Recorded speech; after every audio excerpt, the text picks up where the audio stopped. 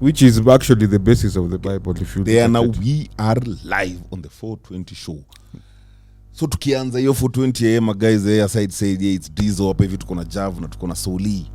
What's up? And as dig into to the story yani dig into someone's mic is nyambering. Soli, it's yours. Leo nyinyi mmenipatia hii cable bwana, imekulwa na mapanya bwana. Yani actually nimekupatia cable poa sana. Hizo zingine it's ndio mic yako. Ikunje tu. You don't have discipline with it. Ikunje idara. Sasa kazi yangu itakuwa ya kukunja vitu. Hapo tu. Utakuja nyingine ni wazi, hiyo nyingine ni ndefu ungekuwa umesumbukana nayo. Utakuja madema ama utakuja. Mimi napenda hizo ndefu. Utakuja madema ama utakunja kebo. Anyway, yeah. So guys, manze, welcome to the 420. Welcome to the 420 show. So leo tutatajia a few of the things though mnajua tu tunaingiaga freestyle na tukiingiaga freestyle lazima tushikie politics. Lazima. It's the topic of the season. Something you can't avoid. I don't like these guys who say I don't do politics. Yeah, me I'm one of them. Yeah, I don't do politics. But I nowadays politics affects you bwana. Unalia unga ni sombili and you say you don't do politics. How is unga being sombili? It is governance, so you're bro. saying my life is politics? Everything affects, even sapa ile utakula leo is affected by politics. Okay, yeah. Everything. So I don't want to hear don't do politics. You must be involved. Let's jump in because politics hapa tunajua mmoja wetu pia ako on politics. Vying for the MCA seat. Mwende watu washa ningekam ni register huko kwenyu man. I don't unajua venye mwongea kama wala wazea ushaomba mtu doa alafu anakuambia manze ungeniomba tu just an hour ago nimetoka kutuma that thing annoys yana buda hiyo ndio chenye umejaribu kuambia Soli saa hii ningekam ungenishow kitambo siku za kuregister. Kanisa itajengwa na wale wako. Soli sawa, hebu you take over on the introduction hapo for yourself on the political side before to rally some votes here. Tuacha na masiasa mingi. Si tunaingia siasa bado tunaingia kuongelea Wajackoya tu saa hii. Siasa iko sawa on the ground. The reception is good at least on my part. Tunapambana nayo tu, ile kitu inakuanga the hardest part in any political inakuanga tu marshalling resources. Inakuanga it's a big challenge. Hata tukisema upatiani you also still need to fund your logistics na vitu kama hizo. Sababu hiyo kuzunguka around kufanya hizo clearance zote, hizo nominations, kufuel magari, kufanya posters. Unajua kwanza the cost of putting up posters is more than the cost of the posters themselves. As in our watu wa glue. Kila mtu akweka ni so nini ama ni nafikiri unapata tu mashua na shoes na so hivi. Lazima ununue hiyo glue. Hiyo glue unga bro. Okay, unga imeenda juu. Unga imepanda bana. Unga imepanda. Hiyo glue unga fit sana. Hakuna unga imepanda, so it's nini? Ananunua unga anatumia nusu, anaangalia hivi anasema si nusu nyingine naweza peleka. Naweza make machiapo. Tengeneze tu mandazi. Who's your opponent? Kuna wase tu ni vile style kuingilia story saa hii. Ule incumbent is right. Ndio politics wote hukuaga hivyo. Ukiwapata peke yao hataki kuingia story. Incumbent pia kwa ndani? Hapana, incumbent huko kwangu hayuko. He's done. Yeye alisema hataki. Kwa nini? Sema hiyo moja imemtosha. Tunataka leaders kao. We want leaders like those. Yeah. So anyway, alafu before tumalize hapo, the governor gubernatorial inaendaje? There's this chap called Nzioka. Nzioka is doing very well on the ground. I'm shocked. I thought he would do very badly myself. He's doing very well. I think watu wamekaa chini wakaangalia the kind of leader they would like. Okay. He's making sense. He's making sense. So Mutua kuna venye anaweza. No, Mutua is done. Mutua is not running. Mutua is done his 2 terms. So there's also another interesting candidate hapo Machakos. Ameshikwa sana na ma business people na ma professionals hata ma youth wamenini because wanaona mse ana make sense. Hata tukitoa hizi ma agenda zingine mingi ukisema ati nini, unasema tu kuangalia tu qualifications zake na ukiangalia manifesto yake is very progress oriented na zile vitu anasema zina make sense. Oh, that's interesting to hear. So hiyo mimi naona he stands a very strong chance. Oh, I assumed aliuma nje. The other contestants uko na Mudhama na Wavinya. Wavinya is the one I was thinking about. Wavinya kuna venye anaweza pita katikati kweli? Ana degree to begin with. Wavinya yuko na supporters wake. You know she's been there for a while and she has her networks yani. But walimchuja kwa degree. Sasa hizo lakini si they were clear. I don't know, the last I checked she had a Wavinya na Sakaja wali cleariwa. Really? Yes. Wavinya had a 10 months bachelor's degree. Alifanya in 10 months. Kuna hizo degree. Kuna machop kuna hizo degree pia. Kuna machopi. Siku hizi online bana. Online. Na nini na Sonko bado si kesi yake inaendelea. Sijui historia Sonko. I thought they were aliuma nje kitambo and I moved on. I didn't follow it up again. Venye ulipiga kelele hapo sijui hajakuwa approved bado after despite venye alikuwa amesha submit nini zake mapema. Sasa hii kitu once you get involved in politics mtu tu focus ushika line yake. Sometimes inakuanga ngumu sana kufuatilia kila kitu because vitu zingine haziko affect directly on the ground. Okay. Sasa una nini? Sasa Sonko siwezi jua. Lakini niliona ni kama kesi yake bado inaendelea sijui. Speaking of sense tuingie hapo kwa Wajackoya. Wajackoya the 5th. Ana make sense. In what way the math adds up man. How? What maths? Wajackoya amesomea nini kwanza? Hizo 16 degrees nasikia yuko nazo. Everything is read everything pretty you much. Can't have read everything. Chenye na practice ni law. Is law. Even has a law firm. What kind of law? Which he practices internationally, so it might be international law. I don't know. Yeah. Ni sawa tu kama practice law ni sawa, but he has an entire firm, bro. And Amekdo is the money. He has an entire firm ya law, so hapo kwa specifics. Kwa law ameshikilia for sure. Lakini tukiangalia unless uniambie sasa yeye alikuwa anataka kubuild profile yake. That's what he did apparently in 2017. He was vying in 2017 also. Yeah. This time he's going 2017. Is it 2017 or 13? Bro, what do you mean? He said in the prize. But yeah, I listened to an interview of his. What is his background besides hizo madegree zote? Alikuwa Karao, special branch kwa first of all. And he was assigned to Ouko actually. It was the guys who are dealing with the Ouko case. He went and found things that people didn't want to hear. Yeah. So that's why he had to run. Okay. He was actually assigned to the Ouko case by Kivuvani. Yeah, so he knew too much. But what else besides that now? His background, his roots. Hizo ni vitu zina watu watakanga. He's there. It's out there in the open. He talks about it every day. Look for it. his... What do you mean hizo ndio nataka kujua? Nataka kujua family background yake. Itusaidie na nini? How will that help us? How is that going to help us? For you guys it might not make sense, eh? No, but help us make sense. Uko hapa hivi. Useme it for you guys now you his dad was a pauper, so what? Sasa watu wanataka kujua at least umetoka wapi. Huwezi kuwa tu umetoka tu uko juu ya. Si ametoka hapa hivi Busia. I'm not really getting you. I'm not understanding. The only reason I would ask where you from is so that he's a Kenyan, which we all know he is. No, he's here. Sisolia kwa hapa tueleze. As in, how is it a factor mali anatoka or his background? Inakuangania factor. Ndio tunauliza aje. Watu wanatakanga kuona uko mali umetoka kwanza kama umeshikiliwa vizuri. I think you just need your ideas. Sisi mi Ruto sijui mali ametoka. As long as you're a Kenyan, Ruto ametoka Rift Valley. The only requirement for me. Na watu wa Rift Valley wako nyuma yake vizuri sana.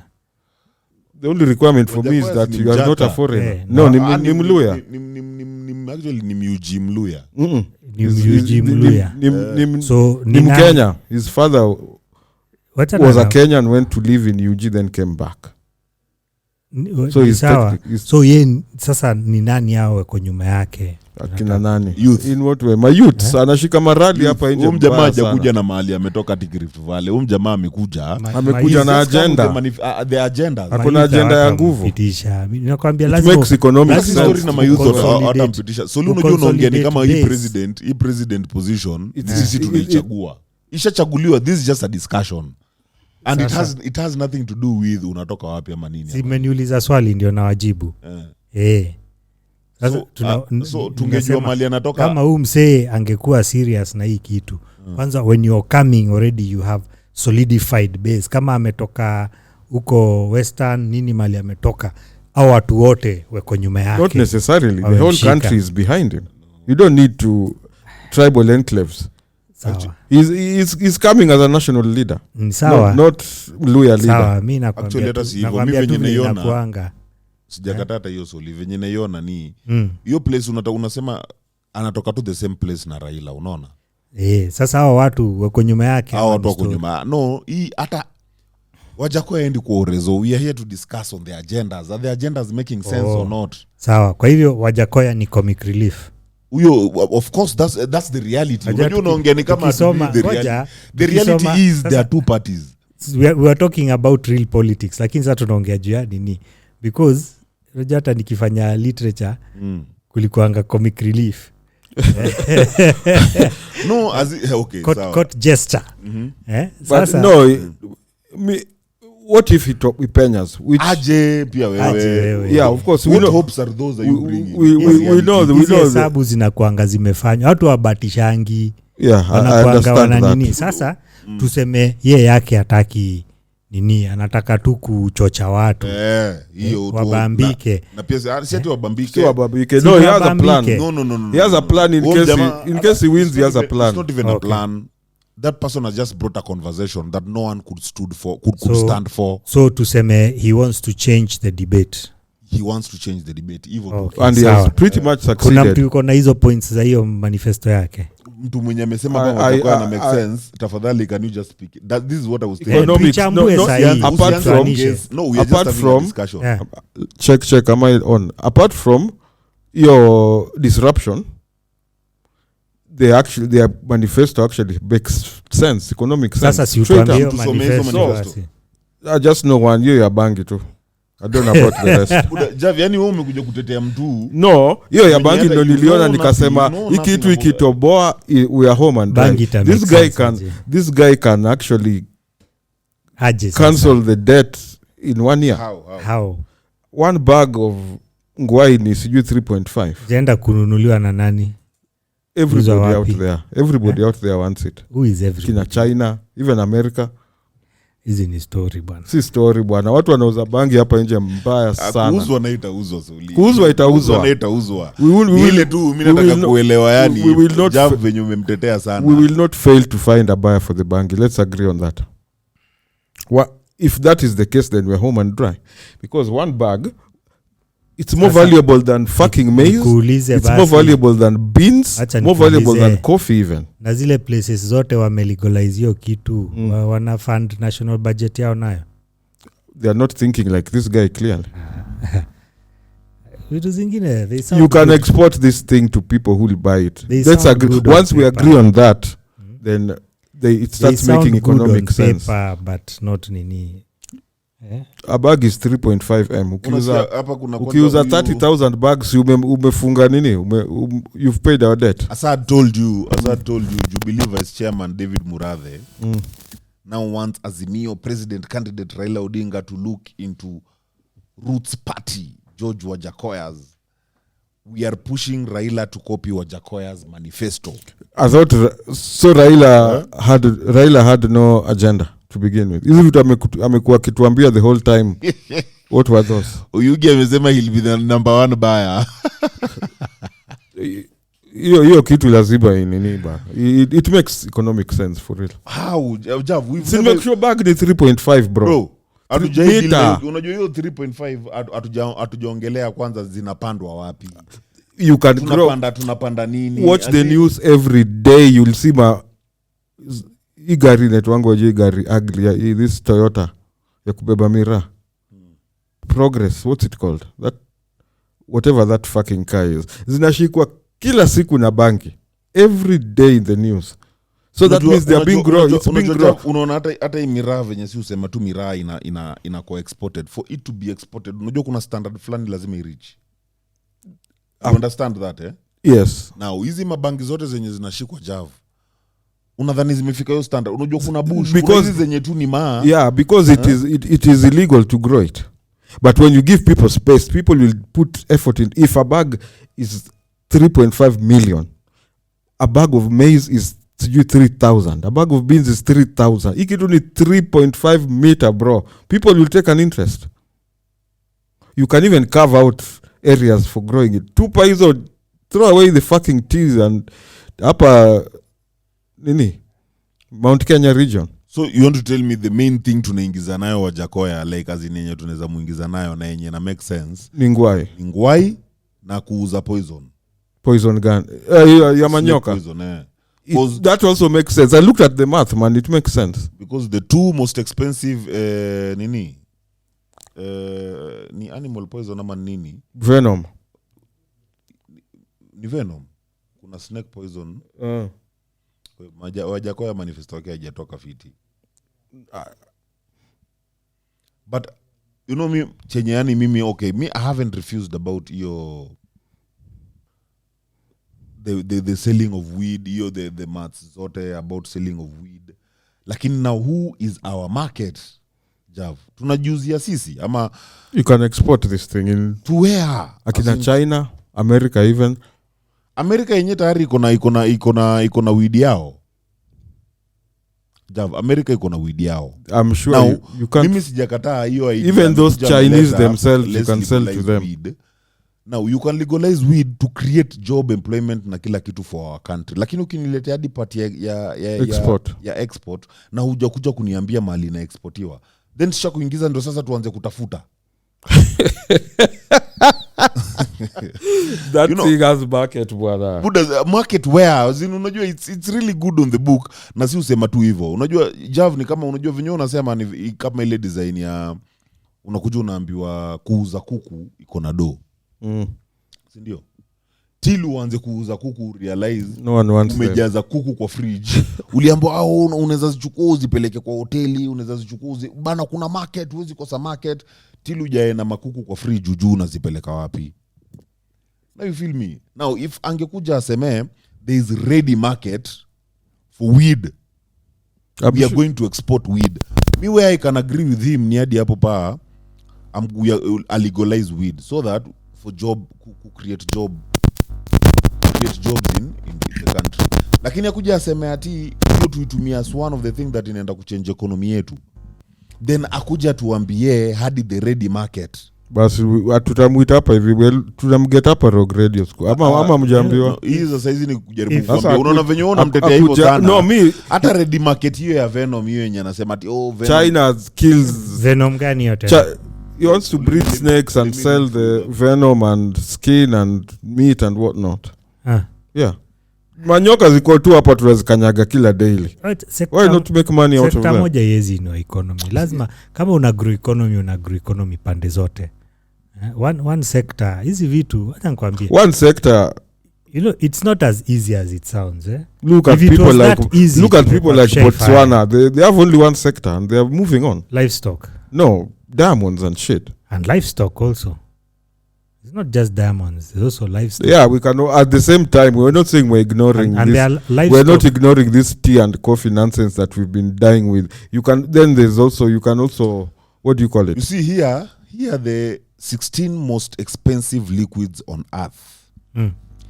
There's Zolgensma.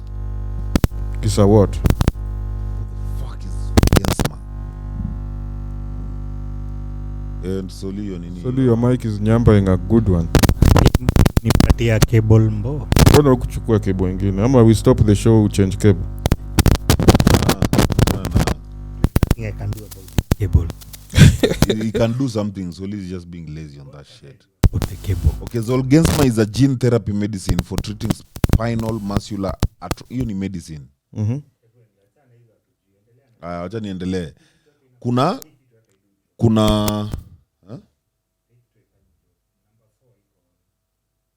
you're not on number 4, bro. You're on number 3. Ebu talk.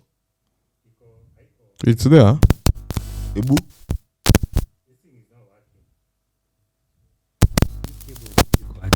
Technical issues in the studio. Okay, much better. So utaka hivyo mpaka end now of you show. have to have discipline on that mic. Sasa nikae statue tu hivi. Statue. Who ana discipline?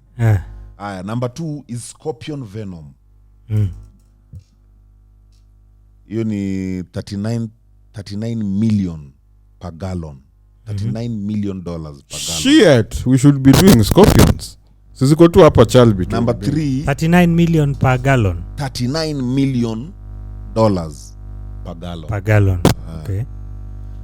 There's Thailand cobra venom. Wewe unasema tuzitume China. Na yet hiyo the most expensive venom ni huko tu Thailand. So are you getting hizi vitu tu ni kama mimi nikuje niangalia okay nini tunaweza harvest. So sisi saa hizi bado tutawak tu na wase wa chinku. Si ndio? So the Thailand cobra venom which amesema yeye we will harvest these 2 venoms in Kenya. That is scorpion. Yeah. And the snake venom. So the Thailand cobra venom is $153,000 per gallon. Okay. Unaona, meaning hapo scorpion venom ndio na make sense. Because that's what else endelea? Zingine ni LSD. Horseshoe crab blood. Insulin, mercury, hizo sasa hizo ni hizo.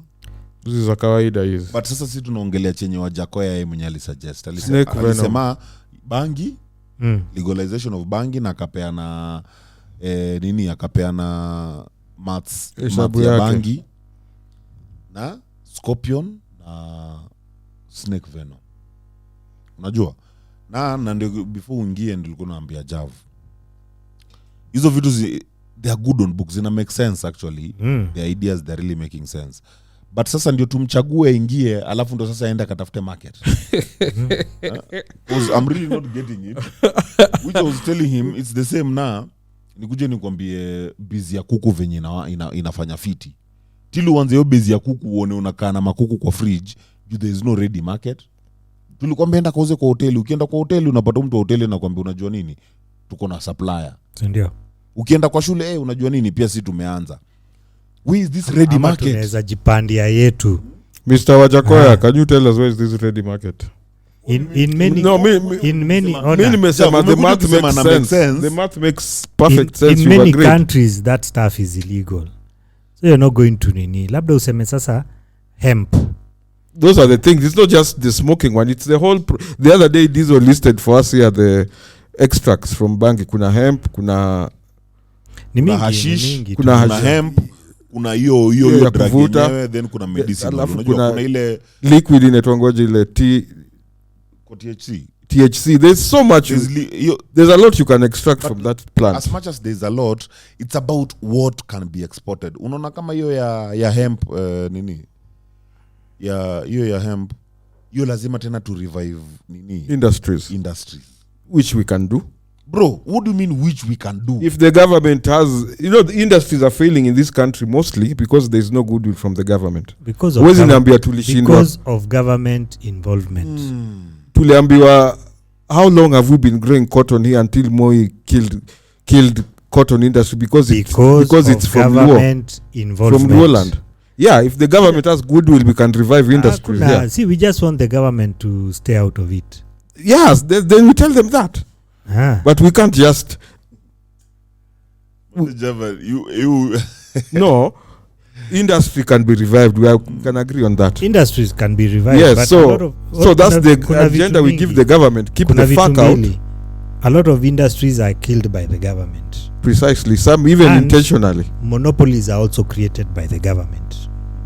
You can't have a monopoly without government. Yeah.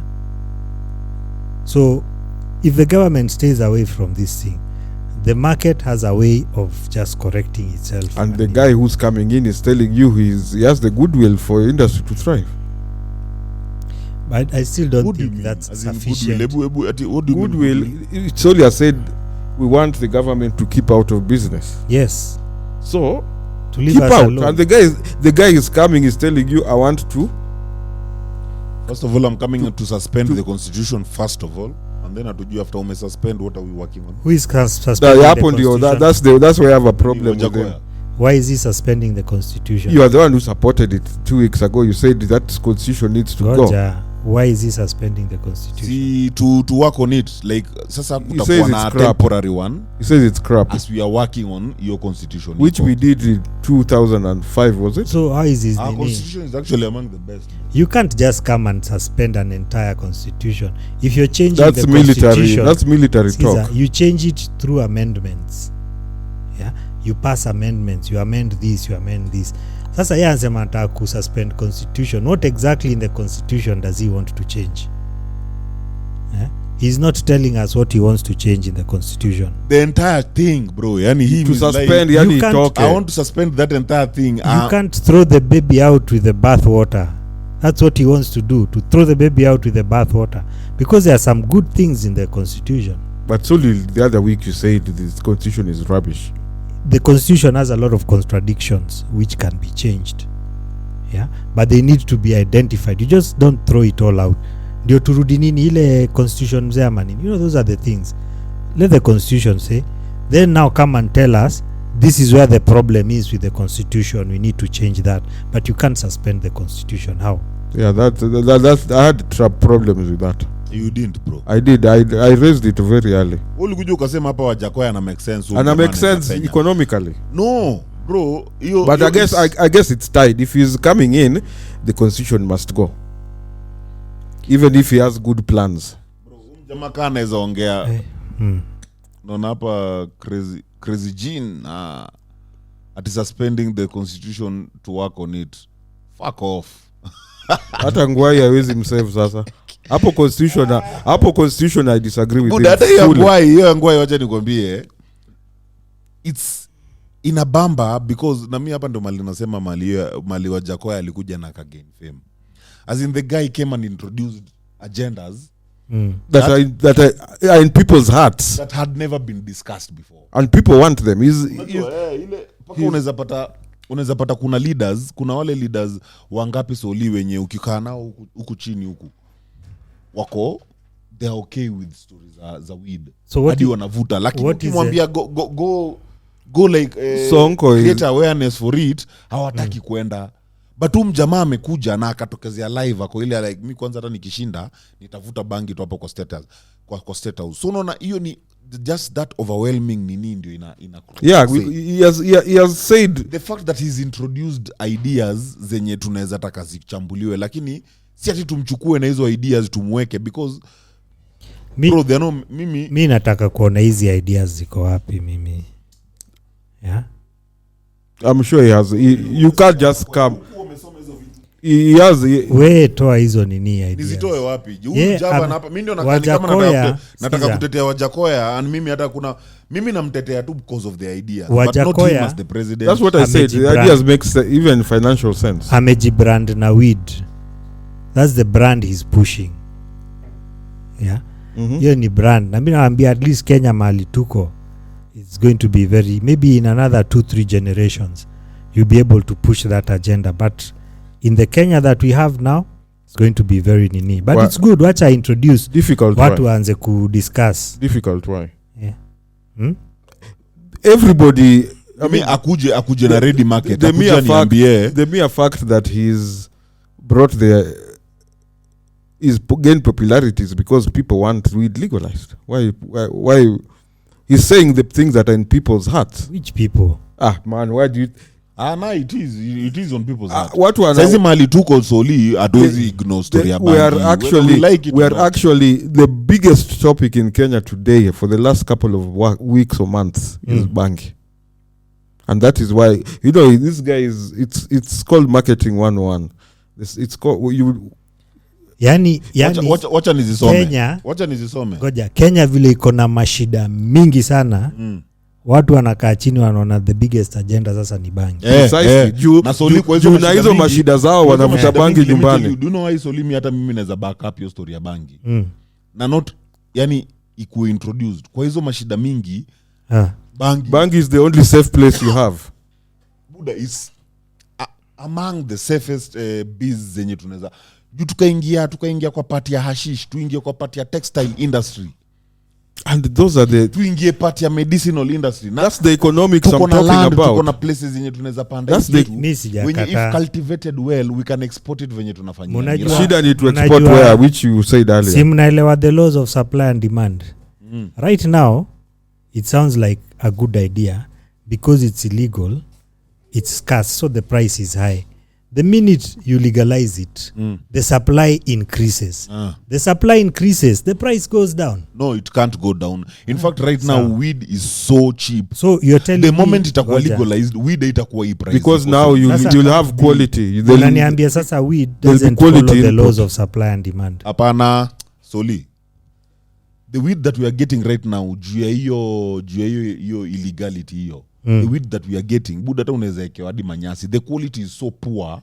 There is no quality control. Yani unajua ni mtu tu ametupa mahali. There is no cultivation or anything. Umetupa tu mahali hiyo kitu imee, utoe. Na tuingie kwa supply and demand. Unajua unaingia tu, you want to block it, ati ni hivi for hivi. No. The moment weed itakuwa legalized, meaning there is a certain standard that lazima iwe ikitembea. Sindio? Now hizi manyasi zitachujwa. Hakutakuwa na hizo manyasi. Bro, itakuwa ni strains. Now, weed is going to be so expensive. The moment itakuwa legalized, it can't be cheap. How is expensive? Buddha, unajua kwa nini nakwambia itakuwa expensive Soli? Enda kwa ground. Unajua si ati ni kitu inataka kuintroduciwa hapa for the first time. For all the places imekuwa introduced, it became more expensive. You know, haikubaki. The quality control enters now, and it's ni hivyo tu, angalia kwa ground yoyote. And now the supply and demand hiyo unasema. The prices venye zilirise. Supply and demand comes in when this guy who used to sell me grass for the last 10 years, and then this next guy comes with a good quality one. Good quality. So utawacha hii grass, you go for the good one. Because even venye hata, if I can take you previously people used to smoke bush. And bush was 20 bob. Before you know it, mtu mwingine akakuja na shash. Kutoka Ethiopia. Shash unakuja unaambiwa ni 50 bob. Mpaka za so. Na sasa kuna nini? Shi nini? Inaitwa ile beste wako. Watu wakakuja na shash. Beste yako anaitwaje? Shi nini ule? Nani? Ule beste yako. Wazile ba cookies na nini? Sikolia. Sikolia, sasa kuna Sikolia brand. You see now, unaona? Wacha niendelee. Hiyo shash ikakuja ni ya 50 bob. Mwingine akakuja tena na sijui ni Malawi Gold sijui nini. Hiyo blunt moja ilikuwa ni 100. And it's still, see the price imeendelea kupanda with the quality. Yes. So kuna hii part ya hii kitu ikiintroduciwa, let's not go to mwenye ata introduce anafaa kwa president. Hii kitu ikiintroduciwa ndio ita create jobs. Soli ndio money will start moving. Money will start moving within Kenya. Part ya exportation ndio mimi bado niko na issue. Unless anatupatia a ready market, aseme yenyewe there is here. This is the ready market if we start. Oh, maybe it will open a whole sector ya weed sasa. Kama vile tu kuna ya miraa pia nini na pia kuna ya alcohol itafungua hiyo sector, lakini internal economics you mean. Let me read for you his nini. Nani anapiga simu? His manifestos. Nsome manifesto zake basi. Legalize and sell bang. These are some of the plans. Manifesto ijatoka. Manifesto alisema inatoka ni second. I have no idea. Bro, how are you supporting this guy? Because what he has so far what I've heard. Continue. What I've heard makes economic sense to me. Weekend to start on Friday. Yes, I remember I he said this because of Islam. Friday Islam's pia wapatiwe. Venye Saturday ni siku ya Sabbath. Sunday. Separate church and state. Wachana na hizo story. And then you increase the working separate week. Church na state. Sasa tuanze saa hii juu Wajackoya amesema.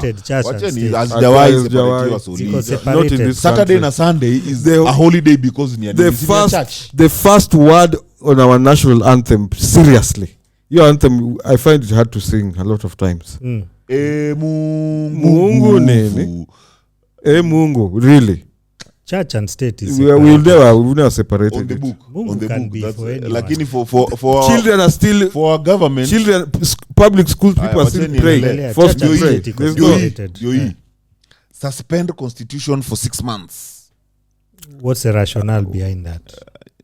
They're not explaining. They haven't. Easy bro ni my ideas the pointers tu zimewekwa plan. Power abhors a vacuum. You have can't 8 prime ministers instead of 47 governors. Reintroduce death penalty. Because yeye alisema kwanza hata hii amekuwa very vocal. Watanyongwa hapo Uhuru Park. Anyone anapatikana kwa corruption ananyongwa. Shooting squad. Anyone, no compromise on that. That one he has been insisting in most of his interviews. Smoke a joint at State House on first day. It will still so be he's talked about weed twice. It will still be illegal. But hapa hivi sijaona exportation. Hapa tu but easy I think ni zile za there's an interview I watched at length. I'll share with you that interview nikifika kwa sijasikia kitu yote hapa yenye inaweza nini. Inaweza? Ina nini make sense hapo. Inaweza transform nation. Hakuna legalizing weed now will transform this nation. It won't transform the nation. Ideas transform nations. And legalizing weed is an idea, bro. Unajua nyinyi mnaona ni kama the moment weed has been legalized na hii by the end inakuwa very very closed minded hadi na church. Ati because weed itakuwa legalized, many people will smoke it.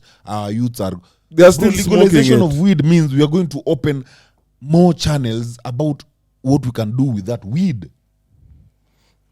Na nimesema one thing, bro, opening industries in Kenya will transform our nation. Now weed is going to be part of hizo industries zinaenda kufunguliwa. Yeah, it's sijui kwa nini tumeifunga hadi ile mkifungua weed it's all about smoking. And then with the extracts there's THC, there's textiles, there's so many things, man. It's not just for smoking only. In quotes amesema I will legalize bank farming and sell in Kenya. The proceeds from bank sale will help offset Chinese loan. Hiyo sasa ndio sijui hapo ndio sasa haku explain. Hapo amesema sell in Kenya. So it makes sense yo. It makes sense. So me personally mimi am aside say. Lakini pia italeta pia kuna negative side yake. The more unaleta ukilegalize, the more inapandwa, the more people will smoke. Yeah, smoking people bro, already smoking. People are smoking it venye hata hamjui. Buda hadi kuna watu wako na mashamba. People are smoking it. As in Sharks, mimi have a couple of my friends. Hao wanasema hata saizi hata wameacha kubai kwa sababu kila time seeds zao wanazitupa hapo nyuma ya mahao zao. People are smoking. Legalized. As you know what they say about it's like cigarettes. Weed wanasemanga it's a gateway drug. Wanasemaga. You see now that's the problem. Wanasemaga. Let's just legalize that let me tell you the situation. The situation is like this. The people who are smoking weed are already smoking it. The people who are not smoking are not smoking it. Whether you legalize or not, you won't now get guys who who don't smoke will start smoking. They won't. Anyone who wants to smoke bangi today knows where to get it. I mean, you can't find it. In any bash, there's weed. Everyone who's smoking is already smoking. So I don't think your argument people will start smoking anyway, it doesn't work. It will too. It won't. Kama tu hizi madrugs zingine wanasemanga Kenya is a transit area. Mira ndio hiyo iko in abundance. Not everyone chongas it. Sigara ndio hiyo iko in abundance. Not everyone smokes sigara. Become a problem mashinani. How bro? Si sasa mimi naambia nashindanga huko sinajua. Amen. Wazazi wote wana complain. Mayouth hakuna kazi huko. Si wapatiwe job basi. Hiyo ndo kitu sasa banki inakuja nayo. Hata booze they also drinking. They also drinking. Kitu nakupatiwa job. That's the only thing. Mira wenda na keg by the. Kazi utapatiwa. On anatafuta kazi create an enabling environment for economics bwana. These are failures of the Jubilee government. There is no employment because of Jubilee. People just want to blame things. Bro, we voted in Mira that is spoiling people. Mira's been there since before you were born. Miraa has been there. Now people are indulging in it because of failure of the government. Tusieke ni miraa. Miraa imekuaga bro. Sigara imekuwa, people are smoking cigarettes. Wale wenye alcohol is there. Failure of the government. Failure of the government ndio hivyo. Wacha nikwambie sasa hizi kuna ile kitu. There's no economics going on here. Hata stories za economics. Hiyo miraa clearly hata si ati ni legal. But gava ina export. You can't have hiyo victim mindset tuachane nayo. See victim, how is it victim mind? Bro, it's reality. Blame government for everything. No, we know the country. And yes, I'm the going country to is in a crunch because of bad leadership. Saizi Solini uniambie hivi mimi niamue saizi nataka kupanda miraa ni export. Nitaenda kuongelesha kina nani? Niamue saizi nataka kuanzisha miraa juice. Nitaendea wapi? Unaniambia nisi blame government.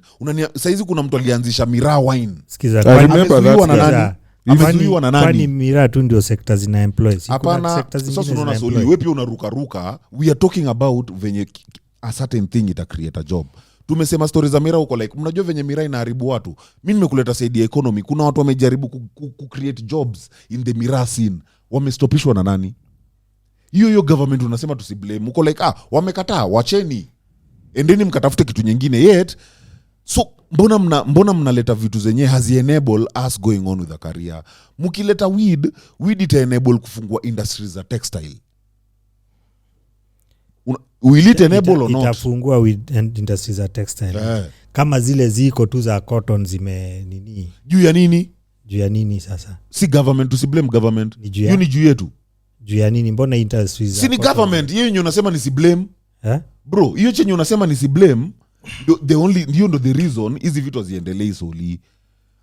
It has nothing to do with victim. First of all, mindset Soli. It's just about hata hiyo miraa yenye imeletwa tusi blame government. Kuna watu wamejaribu kuunda wine huko wamestopishwa. It's then on top of that for me it's the economic environment. Kitu gani? Rice wine, honey wine, ziko mingi sana.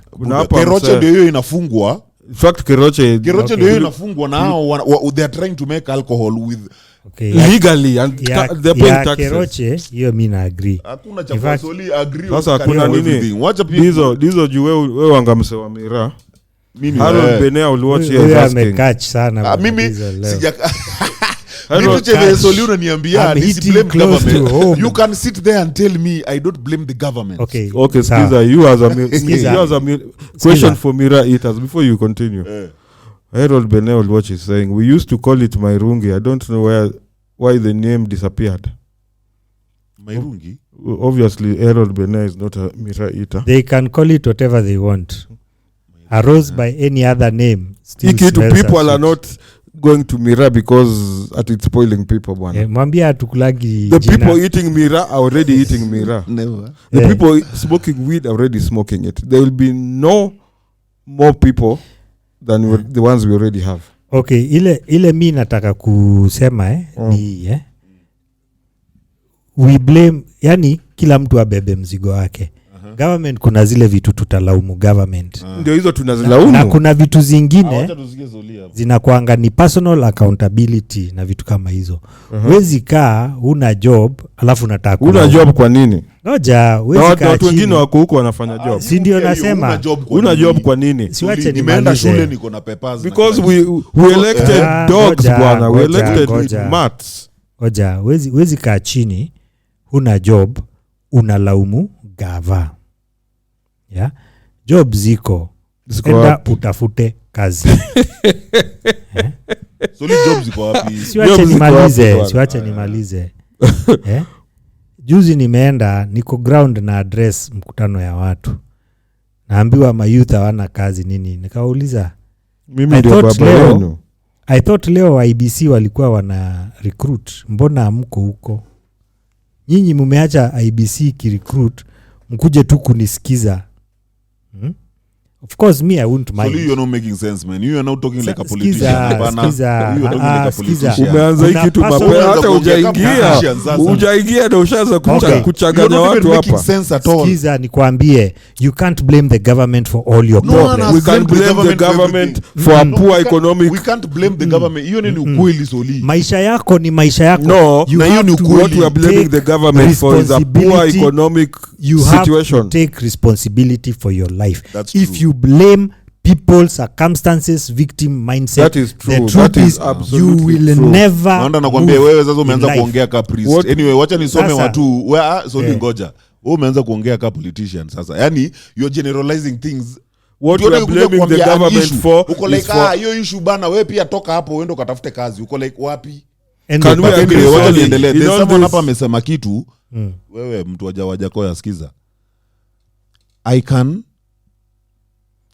tell you for a fact Wajackoya or whomever his name is will never work. Remember UNODC. The fuck is a United UNODC? Nation of Office on Drugs and Crime. Ati Google that. Hiyo unaweza tueleza tu. Hawataitikia. Same way tumetry kufungua refugee camps. I may seem wrong but I know. Hapo ndo mali pia nakwambia unaona hizo ideas za Wajackoya, they are just good. Other countries have legalized. Tafuti na UN. Ati? Other places they've legalized bank. Hawasumbului na UN. Places like where? America. Almost all the states have legalized. Buddha, can you consider first up every Kenya? No, this guy is saying for us to implement this guy is saying UN is going to kanyagia that plan. Aya, yeye anasema country office is in Kenya. You the UNODC. UNODC. Country office is in Kenya. We are a sovereign state. If we say we are legalizing bangi, we'll legalize not it. a sovereign state. Ongana na mimi vizuri. Lay it down. Okay, Buddha tueleze more. Eric tell us more bwana. Sasa everything is about Wajackoya ni weed. Everything about Wajackoya ni weed. Branding, amejibrand hivyo. About holy weed. Huyu jamaa amefanya mpaka wale wa mama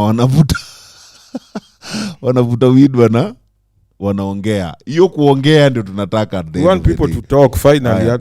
He has brought a topic that everyone is thinking about but no one is talking about. No rational. Huyo guys anawaenjoy sana. At least weka mziki ya Wangwai wa TZ. Afadhali at least tuende election smiling for once. Lenga huyo clown. Uncle J. Toa huyo mjamaa hapo studio. Jamaa mgani? Unasema Soli. It's weed for commercial. Nimekuja anadhani ni ya kuvuta. Nimekuja utavuta. How much weed can you smoke sure? Na UG wameenda. Ajua leo niko the wrong grounds. Hii ni 420 show. Wameenda sio. Ajua no weed illegal. Najua UG see weed, they are exporting weed. Yes. Najua you know who owns the biggest farm? General Salim Saleh. Sikiza, najua inawagusa vibaya lakini I have to play the devil's advocate today. Huyu ni nani umeleta studio? Buddha, huyo anaitwa Soli a very level minded person. Ameanza kuongea kama politician, ndio shida. Hata hajaingia. This guy will turn on zangu juu asiongee vile mnataka. Si ati bro. Soli. Huyu guys akiingia atatulenga. Wewe unasema nini? Wacha nisomeza watu sifa. Ngoja kwanza nisomeza watu hapa before turudi kwa Soli. Crazy Jean hapa anasema come baby come. Wapi viboko? Kwani uko na shamba ya kupeana ya weed? Where's the kahawa, chai, miraa, etc. Itabidi umeenda CBC ndugu. So move with the people. Move with the people. If all should... No, I don't move with the people. I move on principle. You all should take calls. Where is this? Buddha, you can make a call, manze Crazy Jean. You can make a call. Wambia wa call. Ati Rise Wine sio. Wambia wa call. That brother right there.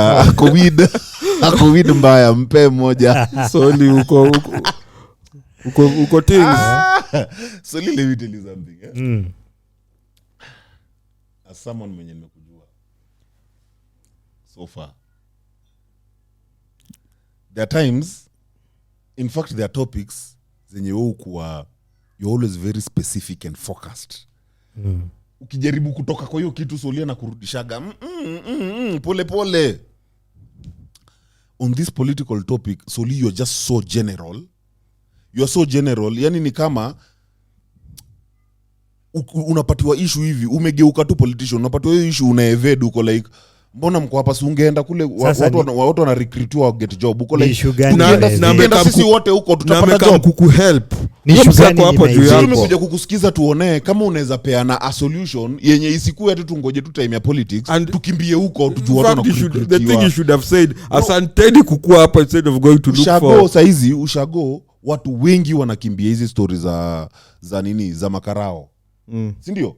Hata NYS yani ndio tu ndo utoke huko Army ndio anga shida kwa hii country. Watu wakikimbia huko tena ama wewe unaka wale mapolitician utakuja nilileta watu nilileta recruit ya army hapa hivi. I hope vijana mulienda. Sikizeni basi, acha niweke hiyo issue in perspective. Kurecruitiwa military, NYS, police ni sawa. It is good. It is advisable kama unaweza uende uingie ni sawa. But ukiangalia all the employees of the government, I think they are like 1 million. Yeah? If not 3. I thought there used to be 3. Hata ukifanya 3 million. Kwa hiyo 1 million tuseme 200,000 to 300 ni ghost. Goja, skiza. It's not a third. Sasa, it's not a full million. Kenya ni 48 million people. Hata ukitoa 3 million unakuja kubaki na 40 ni 44. 45 44 hapo. Yeah. Adjust that, utoe the youth, the children, toa watu wameretire nini, wazee. Hata ukuja kubaki na kama 30 million hivi. Hakuna vile watu 30 million wanaweza andikwa na gava. Sasa sio mwambia waende huko kuna recruit. Usikize nikwambie, the government is not the biggest employer. Yeah, that is the biggest employer ni private businesses are the biggest employer. Yeah. So nami ile fault niko nayo na gava is that they've made the business environment very difficult because of overregulation.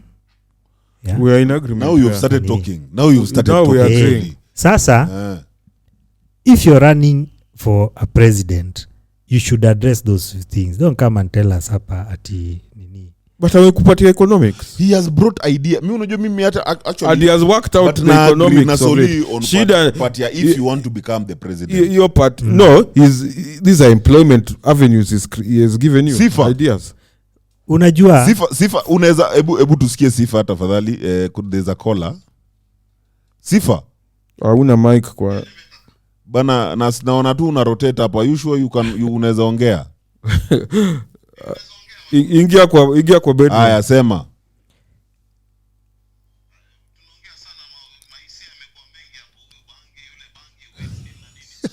Rise wine.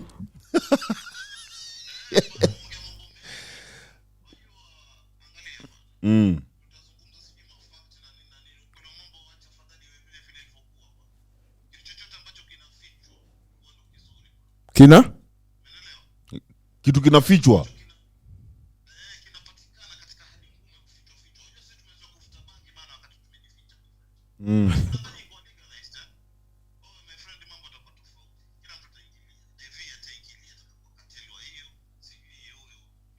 That hiyo tumesema ita improve quality.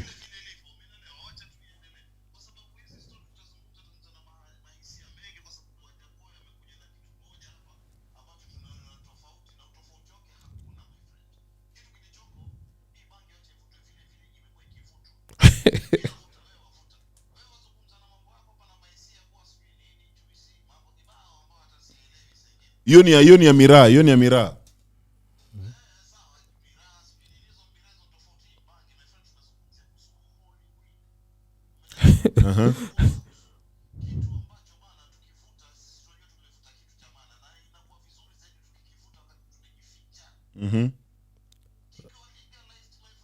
Sasa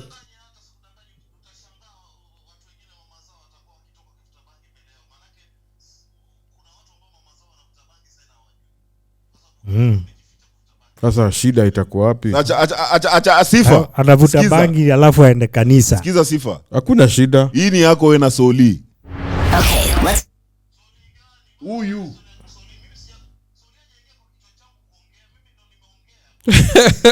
Sifa usijali. Watu wanatutuanisha marangi, wachana nao.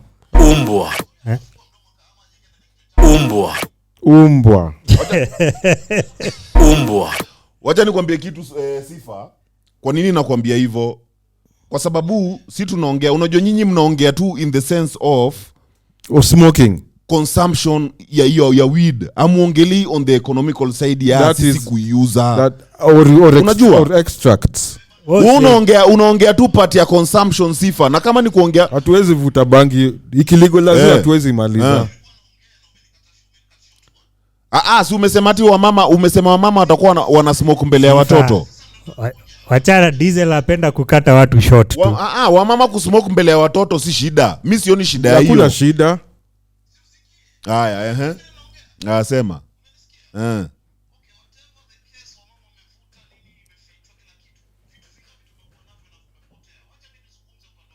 Haya.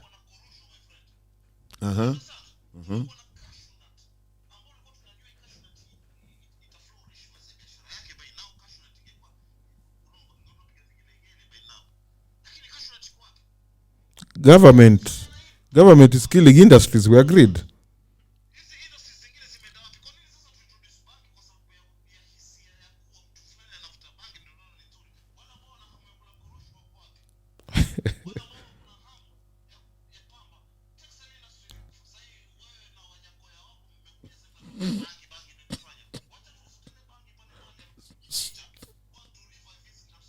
Tunaweza revive industries in general. Sawa, sasa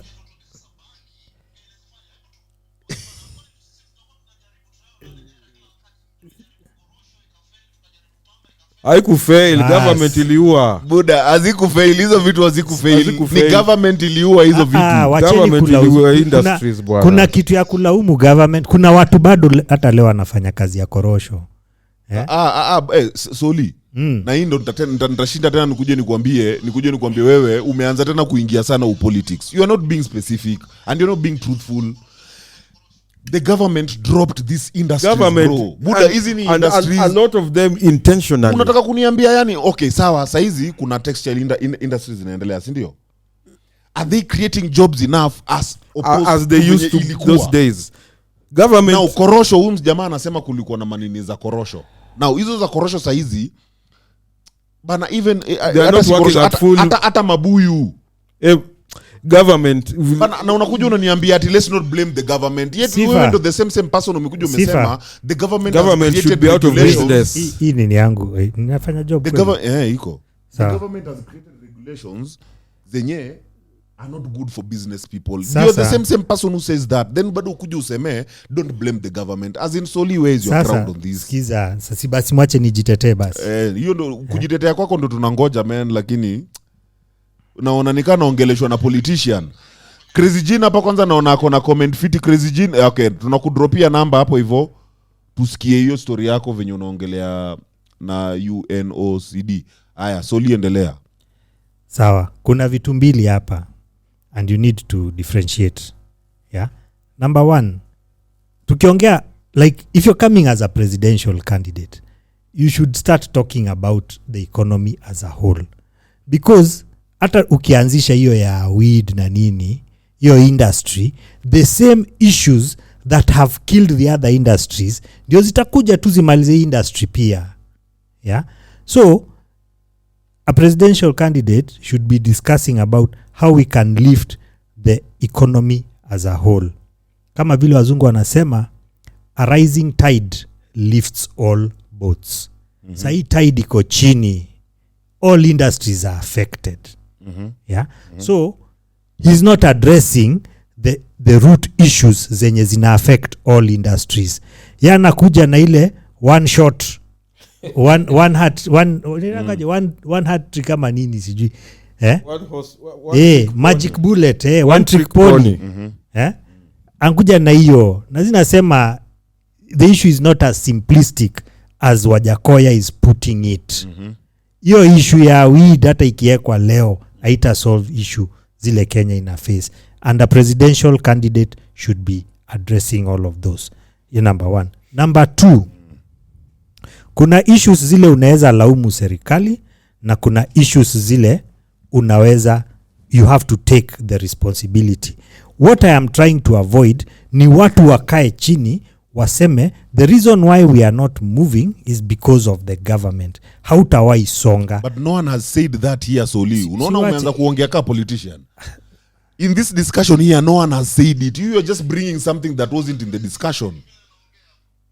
You bring sasa, what was not in the discussion. Sasa siwache. Sinyi ndio mnasema kila kitu tulaumu government. No. Bro, we were very specific on what tunalaumu gava. Munalaumu gava for not giving us an enabling economy. Thank you. Sasa so you have to silaumu gava. Sasa hiyo tunaweza laumu gava. But sio ndo sasa there now hapo ndio tunaongelea Soli. Lakini hapo pia mnasema ati hatuna majobs kwa sababu ya gava. Indirectly. Hatujasema hivyo first of all, hatujasema hivyo. Tumesema hiyo issue ya majobs. Issue ya majobs mimi nimesema kwanza kama hii idea ya weed hata hiyo idea ya textile ni ita create jobs. Now my issue yangu ni gava ikuje venye umekuja umesema ati mtaani unajua venye hiyo mirai ina affect watu. Niko like ina affect watu kwa nini? Kwa sababu kuna majobs mingi zenye watu wangefanya na hizo miraa but gava imewazuia. Ndio nikaleta idea ya miraa wine. Jamaa ameteswa sijui paka lini. Na mimi nikasema rice wine na hizo vitu zote mnanichekelea. Sikiza. Sasa sikiza. Rice wine bro. Sake, soga msake. Endeni mu research ziko. Ziko in China. In fact we importing rice. Kama miraa wine imekataliwa buda. We importing na rice wine. Actually rice inaweza kubalika. Strangely enough we importing rice wine from China. Sasa korosho hata pia iko na wine, si ndio? Kila kitu inaweza kuwa na as long as inaweza oza unaweza get wine. Sasa mnafanya hata nianze ku lose what my trail of thought.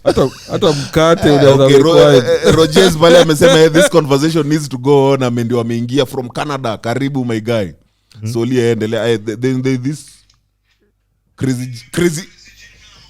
crazy gene naweza taka kwanza abonge. Naweza taka abonge man.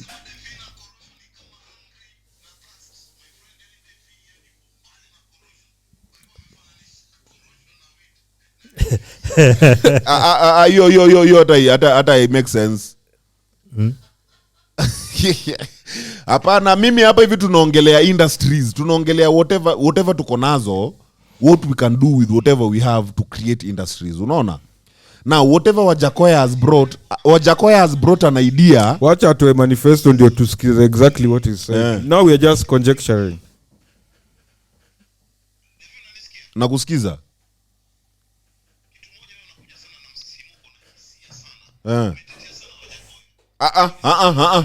Wewe. Hapana, sijatetea Wajackoya. Tunamchambua man. Anabubujika.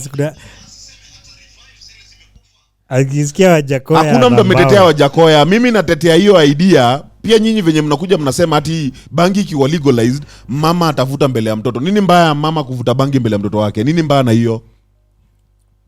Haya, alafu wewe unaileta from the side of Sifa pia wewe sikiza kwanza. Sikiza. Wewe unajua unataka kuniingiza kwa shimo siko. Sijatetea Wajackoya. Mimi nimetetea hiyo idea. The idea can work. I'm not thinking of the idea based on the consumption. Unajua, I'm thinking of it based on what we can do. Consumption with is just weed one part. On economical side. Consumption is just one part. Kufungua hiyo weed tunaweza fungua textile industry na hemp. Unajua tunaweza extract THC and sell. Hashish. Middle East wana export mahashish, unaona? Sasa mimi siongelei pati ya kuvuta. Wewe unajua mimi nileta tu side ya kuvuta pekee. Ndio ukuje useme ati mama anaweza vuta mbele ya mtoto, which me I don't see a problem with that.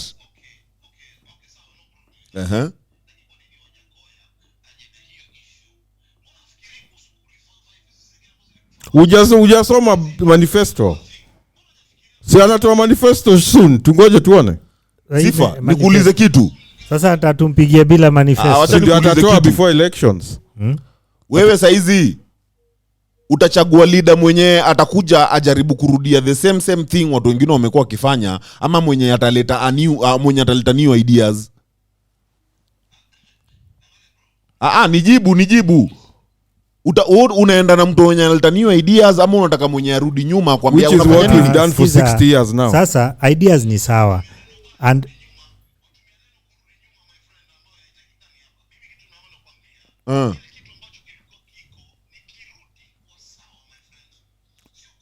haiwezi rudi because we're electing the same fuckers.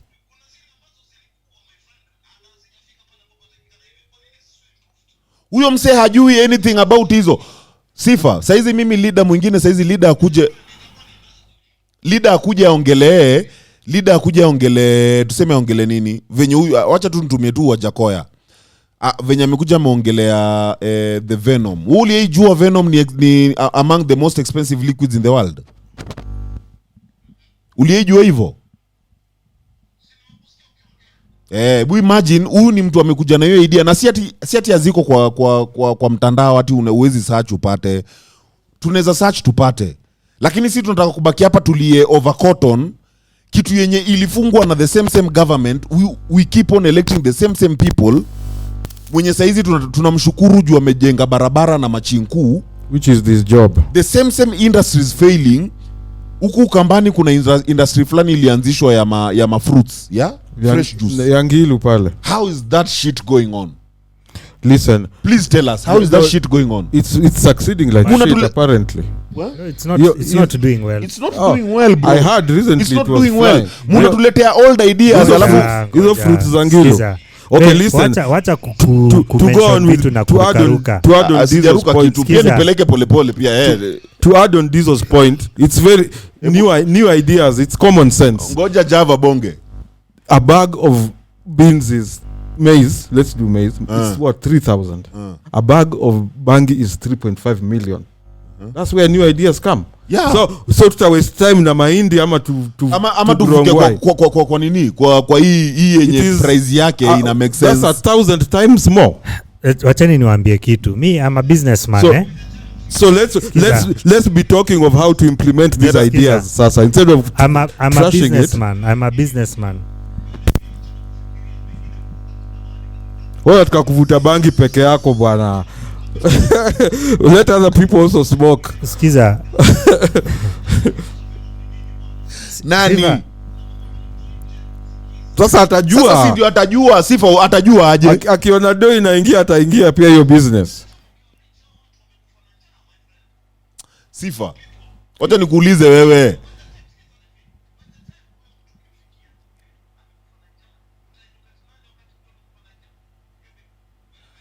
Sifa, watu wanakufa na njaa bana. Usiniambie stories by the time afike. Watu wanakufa na njaa tayari. Sifa, watu wanakufa na njaa. Tuende tu kweli. Already they are dying. So Sifa, let's try something new. Sikiza Sifa, pia wewe wacha emotions mingi. Sijakataa bro. Watu watakufa mpaka siku ile we can feed them all. Unaleta emotions mingi hapa hivi, unaleta emotions. Unaona watu wanakufa bado. Wanakufa. Haya, sawa, sasa basi tuingie kwa reality. Sikiza Sifa. Si umeiacha nikakusikiza. Tuseme reality. Reality ni watu wanakufa, si ndio? Hata acha kukufa. Kwa hivyo tusiende huko. Tuende kwa economy saizi tuanze kulipa madeni, because we are not solving all the problems hapa hivi ati saizi tukichagua mtu all the problems are supposed to be solved. Unanipata? We are going for zile problems major zenye tunaweza solve as an economy. Na hiyo tuanze na madeni. Unanielewa? So wenye wanakufa wakufe kwanza, tu deal na madeni, tupunguze hizi madebts. Hapana, hawezi ongea hivyo bro. Bro, let me people are already dying. People have talk like that. You cannot sacrifice solely people. People have been dying of hunger in this. When I was young, there was something called freedom from hunger walk. People are whether we like it or not. Usilete sasa umeanza kukua mtachi tu. Na wewe uliambia watu mnafanya nini hapa na kuna recruitment kule. Tuingie reality, people are dying. People are dying and they will die. So let us start sorting their problems now. Huyu anasema ati kwani nitaona mtu akikufa tukichesa new idea. If the new idea is going to make us a better country to give us to give us less deaths then in the I'll future, go for those. I'll go for that. Same here. Because nyinyi mnataka tupate already ideas people are dying. and then we sort shit right now. Already people are dying of hunger. Let's sort out the root problem. Tutoi hunger. Tukutoi hunger, we need more money. Skiza, Timbela mna catch my feelings because people are challenging your ideas. Which idea has been challenged? You're the people who don't want to even to face which idea has been challenged. Lazima mchallengiwe. Which idea has been challenged? Ya weed yo mnasema it will solve the economic problems of Kenya. The blueprint is clear. The blueprint is clear. Soli tena ameruka tena kwa kitu tena nyingine general. Leo naenda kurudisha tu hapo. The blueprint he has given us is clear. We are not going to solve the economical problem using weed alone. Weed tu imetumika ni kama venye ile time tulikuwa na cash crops. Yeah, so saizi hatuna hata cash crop. Let's do the weed and then we also fix the cotton, tea and coffee and what not. But it's just an introduction. Well, why haven't we? It's been 60 years. Why haven't we? 60 years sifa. Mbona saizi hatuna cash crop? Ama nyinyi mnaona Wajackoya ndo solution. Ama hiyo chenye amesema mnaona Raila akona better solution kuliko Wajackoya. Which Raila is being told to now steal ideas? Ndio amejitokeza bro. Si ndio nasema yani hiyo time yote hakuna mtu ametengeneza ameunda cash crop. Hiyo time yote hao watu wote tumevotia. Lakini tunataka kukemea mtu mwenye amekuja ameleta idea ya bangi itumike kama an economic crop. Ikuwe cash crop. Hiyo sasa ndio shida yetu sana. Tuko like hiyo bangi haiwezi fanya. Nini inaweza fanya basi? Shida yetu si hiyo. Shida yetu nasema a whole presidential candidate. Wezi ukuja utuambie. Si umetoka kusema hapa watu watafuta bangi. Economic blueprint. Okay, sasa basi where do you stand, Sifa? I'm really not getting where you are standing on this. But sio ndo tunasema we've been reviving them, bro. We have been reviving them for since Moi left in what? Moi left in bro. In fact even Moi tried to revive them. No, shida yako ni bangi ama nini Sifa? So shida yako wewe ni bangi. Unataka kuvuta tu peke yako quietly. Others can benefit. Ungechukua cash crop nyingine si bangi. Which cash crop can be sold for 3.5 million? Mnataka kumforce kuje na idea zenu. Amepata ile cash kuja na idea yake mpya. Amekam cash crop which has a premium price bwana. You're not even giving him that chance. How will it work if you're not giving him that chance? Speculation ameleta. Nyinyi wenyewe mshakuja mmekataa. You're not even for the idea. Mimi hata nimesema tutoeni Wajackoya. You know, let's remove Wajackoya. Let's give Baba that bangi now. Let's give Baba that nini. Tukue like, you know what? Huku unaweza anzisha bangi as a cash crop. Unaweza anzisha hiyo cotton iingie tena kwa hiyo industry. Coffee, as in revive every industry basi. Lakini usisahau hii part ya bangi, it can also bring in something. Because it is a premium. Bangi we've said costs 3.5 million per bag. Bro, I can calculate for you. Why waste your time growing something that gives you 3,000? 1 kg of weed, Soli. 1 kg of weed is 25,000. A sack itakuwa how much? 25,000 shillings. 1 kg.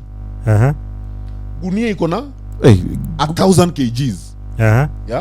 Pretty much. Yeah. So you need 25,000 times 1,000. Na mume factor in the cost of production na hizo vitu zote. Is that net or nini? That is net. A bag, you go to the market, a bag is 3.5. Yani so zote by the time unaendea whatever you say, it will still cost more. It is still more profitable than a bag of coffee, than a bag of tea, than a bag of maize, than a bag of cotton. Nimekwambia by the time unaiendea. Hiyo ni profit yako unajua yani if you're buying a 1 kg, unajua if you're buying 1 kg, it's your one is 25,000, everything is factored in. Unani get? Ameshatoa production cost nini? Transportation, production, kila kitu.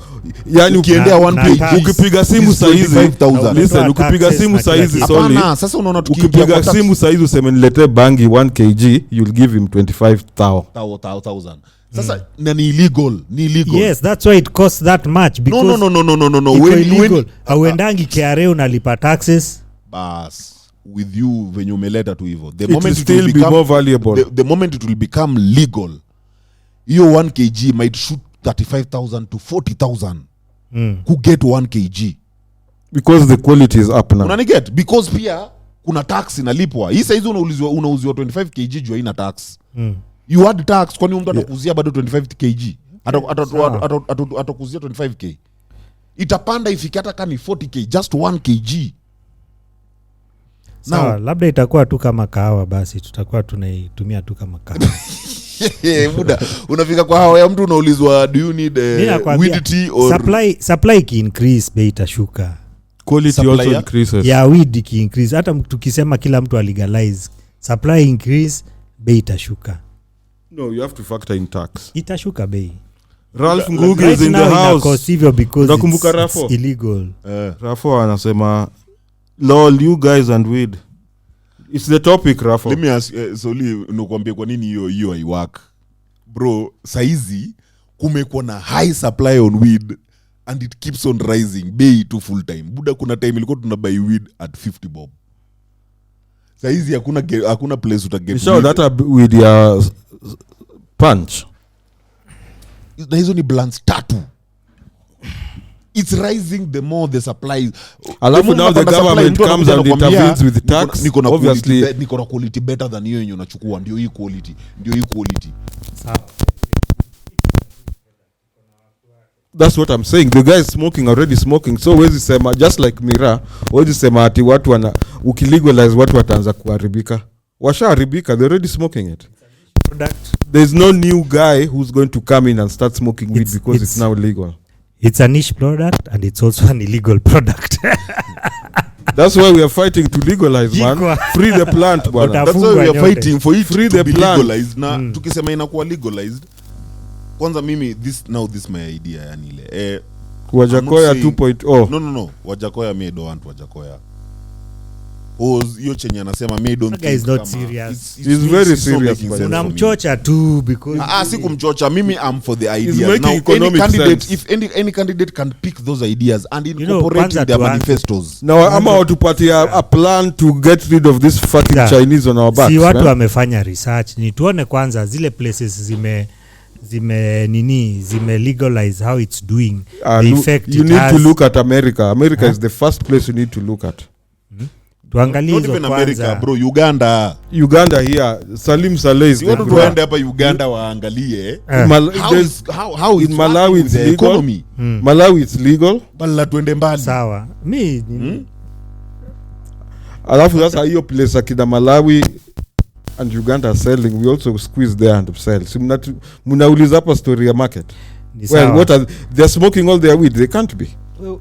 Umenipatia manini fake sana leo. They can't be smoking all their weed. Imagine that's the best cable. Wajackoya amekam na plan and the other cable hata wizi songa. That is the best cable. Hiyo iko na. Nikupatie cable yangu ni. Nilikuwa tu na correct diesel. Where did all those cables go bwana? There's another cable like that cable would have been making noise. Hiyo ni agenda itasukumwa, ndio wacha watu wasukume. Let's have this debate. There's nothing don't shoot it down at because ati wamama watafuta bangi mbele ya watoto. What shit is that, man? We won't take you serious as a presidential because of candidate. Bangi. Why? Because of that bangi. Is the platform which you're running on. Why? Because you're judgmental. Because of weed. So live with the current generation venye inasonga. You're coming to tell me you won't take me serious because of weed, and it's not you I'm looking towards. I'm also part of the current generation. You're not the most. You are the judgmental generation. No, I'm part of the current generation. Niko hapa, niko hai bwana. No, you're a whisper in the wind bwana. We're looking at people coming. Nikikuwa ancestor. You can that, but I'm still here. Let me tell you. You know why Ruto aligain popularity mob? What? You hiyo part alichase ground na youth hii generation. Unajua? Not that ati anaenda kukua orezo or anything, but amejipatia a good position as an opposition leader. Hakuendea watu judgmental, by the way. You see, now that's the same thing. Unajua, hakuendea watu nyinyi mtasema tu, lakini you are not my target audience. That's the same thing with Wajackoya. It's in marketing, I was telling you guys, it's called a cultural what? Cultural tension. You look at what people are feeling and then you reflect it. People, I'll give the case of Wajackoya. Even Ruto is saying things that people are reflecting. And on mse shida yake ni anataka kuvuta bangi. So I'll market myself as the guy who'll legalize bangi. And on mse ana job, So I'll market myself as the guy who will give him a job. You ride on the tension, and that's how a lot of marketing campaigns succeed. You reflect what the public is thinking. Wewe shida yako ni una hate bangi. Hiyo ndio shida yako. Wacha tusikie hiyo principle yake, anasema anapenda sana kwenda kwa principle. Huyu sana anachukia bangi huyo. So on principle wewe umeshutu jamaa down juu ya principle yako wewe. Yani which principle in particular? Ya Kenya. I want to hear this principle. Yako. So tunataka kusikia hiyo yako. Mimi sijasikia kitu yote huyu msee anasema hivi. Ujiona hiyo economics tumeongea hapo the whole time. Economics gani? Dude, if you it's 3.5 million a bag, a sack, and you, for example, you grow 30,000 acres, you finish the public debt one time. Hiyo ni theory. Hiyo sidhani kwa ground. Things are not as simple as that is if itauzwa. Hizi vitu zingekuwa simple hivyo tungekuwa tulishafanya. Hakuna mtu tujaifanya juu hakuna mtu atakakuongea bangi kama wewe una hate bangi. Mimi si hate bangi by the way. Mimi sina shida nayo. Hakuna kitu imenifanyia. That's why you nasema. So why can't you give it a chance? Why can't you accept new ideas? I accept what? Why can't you welcome a new idea? Accept your idea bangi as an economical cash crop? Mimi nimesema as a presidential candidate, one, you can't just come and tell the nation at hiyo ndio tukiangalia manifesto yako, that is what unaleta, you're riding on that as your platform. But based on an economic backbone, the maths is clear, I've told you. The maths is not clear. It's very straightforward. Slam dunk. Very straightforward. Shida tu ni pale pa kuuza, hajatuambia pale pa kuuza. How is it not? There are very many factors there. Like hata mjaniambia market iko. Si ndio tunasema. Hapo ndio tumetoka kusema. Na mimi alinasema na wewe market then is in. Kama kuna nini? Ni Wajackoya hapo bado. Kama kuna hizo vitu amjaniambia. Growing bangi first of all is. Let's nikwambie tuongee ukeli kama wa Kenya. Kenyans have a tendency. Unakaa unaona mtu anafanya biashara, unakuja unasema hata mimi I want it. Ati nini? Kama for instance mi biashara yangu mi ufanya security, mtu akuja anaona mtu analipangwa so much security, hata mi naweza fanya hiyo. Yeah, that's the thing. Uja factor in mishahara, uja factor in taxes, uja even factor skill, in even cost skill of operation, even the skill set you have. Hizo vitu zote you've not even factored all those things, but you're already building castles. Unasema ati hii nikifanya hivi hii nikipata so many nitakuwa tajiri. There are people who that is what Wajackoya anafanya. There are people who have legalized bangi and they are making money out of it. Kama unataka. Guys, sorry bana, the phone went off bana. Sikuwa najua, I thought it's charging, kumbe i-charge. Crazy Jean, welcome back. Crazy Jean ndio msewa kutuambia United Nations bangi bro, haters. If you can call here on IG bana inaweza saidia bana. United Nations bangi haters. Wanakuanga hivyo. Wamekaa wameona quail eggs ziko na do. Kila ameenda amenunua maquails. Unafanya biashara kidogo unaona it makes sense because you're not producing the quantities na pia supply may increase, bei imeshuka, then you move to the next thing. Sasa watu wanaambiwa hivyo, hii ngoja ma countries zita legalize kitu yote, utaona bei ya nini imeshuka. See we that's why we need to do it immediately. Ati bei ya nini Soli? Bei ya weed is bro, this thing has been there. Yani, unajua unataka kunipatia no Soli, let me tell you. Na hata wewe hii ndio kitu nakwambia, you are entering an argument. Kuna time Soli, kuna time tulikuwa unanipatia textbook ya supply and demand, which I'm telling you supply ya weed ime increase na demand ya weed. Kuna time tulikuwa tunanunua na venye increase hivyo pia the price ime increase bro. Weed has never gone down. Hadi tu ile time yenye supply ime reduce, yani ile wana create ka drought flani, demand kwanza inaendelea kiongezeka. Na usijakataa hizo vitu zote zenye umesema. Hiyo ndo argument nilikuwa nayo nikimwambia Wajackoya, mimi angekuja niambie by the way history ya weed, alafu kuna hii market, there is ready market here na nini. But locally there is ready market and we are seeing it. But the thing you've just read, there is ready market. The thing you've just said there says is selling it locally. Let us kusikia export. Hii hapo hiyo umesoma hapo ilikuwa local consumption. Locally Soli si quail eggs. Quail eggs tulikuja tukashtuliwa. Me even didn't know what quail eggs is. When I saw them I wanted to die. Bro, I didn't know that shit. don't make quail eggs an issue. It's not part of No. I'm trying to tell you venye unapenda. You are quantifying. You are generalizing apples and oranges. Bila wewe mwenyewe pia kufanya research hii kitu. In Kenya there is ready market for weed. But you see, quail eggs you can just that it's not legalized. Quail eggs you can only eat. Bangi you can have 100 extracts out of it. Me, I don't know. I don't agree with you on that. You already market. Yeah, weed. You don't agree locally, that people are just smoking it all over. Watu wanaivuta hapa ni nini? Ile market iko already. Iko na supply yake. Which market? Ile market iko na supply yake. Already. Yeah, that's where I'm stuck also. Akuja tuambie which is this market, but locally there's certainly a market locally. No, everywhere, every country you go there's a market for it, lakini iko na suppliers wake. Maybe what about if our quality is better? Wacha nipatie nani namba hapa. If you increase the supply, then unless you can assure me that when I increase the supply the market will also increase. Wacha tuone manifesto. Maybe is going to explain it there. And I can't increase supply. Yeah? Tuseme kuna supply kuna 100 units of demand. Alafu hiyo 100 units of demand already iko na supply yake. Si wana getting supply yao. So kuna 100 units of demand na kuna 100 units of supply. Hii mnasema hii kitu illegaliziwa. Ikilegaliziwa sasa tutakuwa na 300 units of supply with 100 units of demand. That's why we did. Let me ask you na hapo ndio malimi hata naweza kuja nikae niseme if now we have people like you as leaders then it's not supposed to be legalized because you people won't even know how to regulate what you are legalizing. Unajua nyitu mko haya legalize kila mtu auze, kila mtu apande, bro these regulations. Wewe hujajibu swali yangu. These bro nimelegalize weed. Unless uniambie hiyo demand ita increase pia. Demand ita increase, supply ita increase. Supply ki increase na demand ita increase. Ita increase ifike tu mahali kwa constant. Na supply ita exceed your demand. Iki exceed demand bei itashuka. Wacha tusikie call fulani hapa hivi.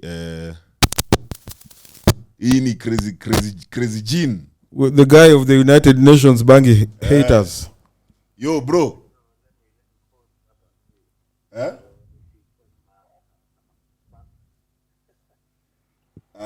Sema tunakusikiza. Mweke kwa speak. Hello. Siweke speaker. Si nimeweka speaker kolo. Ama anavuta bangi. Mwanaume ongea bwana. Ebu ongea kwa nguvu manze. We can't patch it into the console. At some point. Haujaweka mic. Haujaweka speaker phone bro. Bro, I've put speaker. Another your phone is rubbish or that guy is high. Okay, ongea na yeye then you tell us. Hello. What I'm saying is much better. Yeah. At some point I used to work with the office of UNODC number United Nations Office Against Drugs and Crime. I've never even heard of it. The entire globe, so in the UN. So what they used to do, or what they do is in Kenya, since it's a country office, so it means that the office is in Kenya. However, it's clear that Kenya legalizes weed at some, if you ever like it, if you ever not like it, pole sana. But they will never ever, forever ever. How did they allow America to do it? Same way, we have tried to close the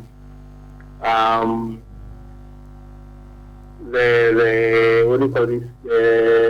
Easy to the Wasomali. Mira. Tuwezi funga refugee camps.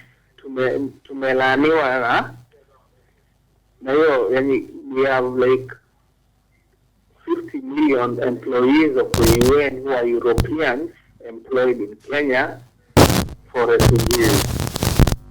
the UN will never agree. And do you know what the UN is? The UN is 163 countries. Plus, when you are joined school, so you are currently 193. So in other words, 30 more countries join the UN. Hawawezi itikia weed iko legal in Kenya. Is it just as Kenya long or as we everywhere? have a country office for UNODC in Kenya, and as long as last year, not last year, this year, Interpol will elect country office manager for Africa, the DCI, the current director of DCI in Kenya. So ni ngumu sana, ni ngumu, ni next impossible waitiki ati these motherfuckers will lobby, these motherfuckers wako na pesa yenye haiwezi isha. My question is this: how did the other countries manage to legalize? As much as napenda story yake ni wenye watu wengine washikanishi story yake. Story yake ni we don't want to be legal in Kenya, we just want to make profit off of it, but kuna watu wengine wajashikanishi your story of making profit off of it. Watu wengine wanaifikiria on the consumption part. Yeah, consumption is a very small. Watu wanadhani ati now tutakuwa na freedom, you know, that come through.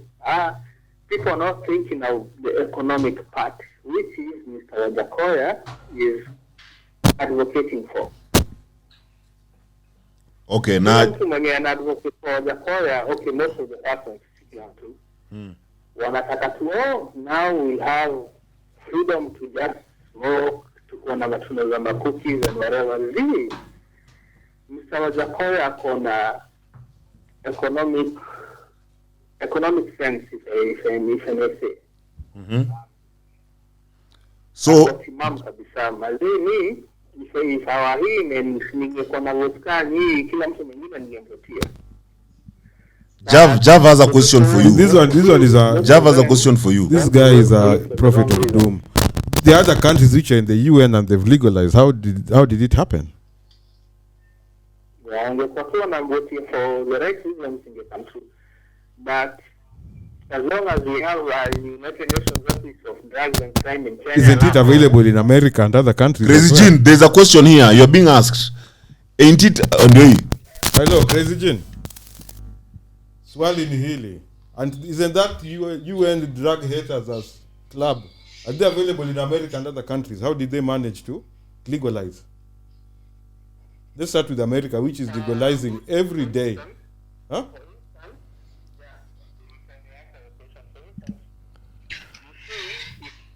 It started in states.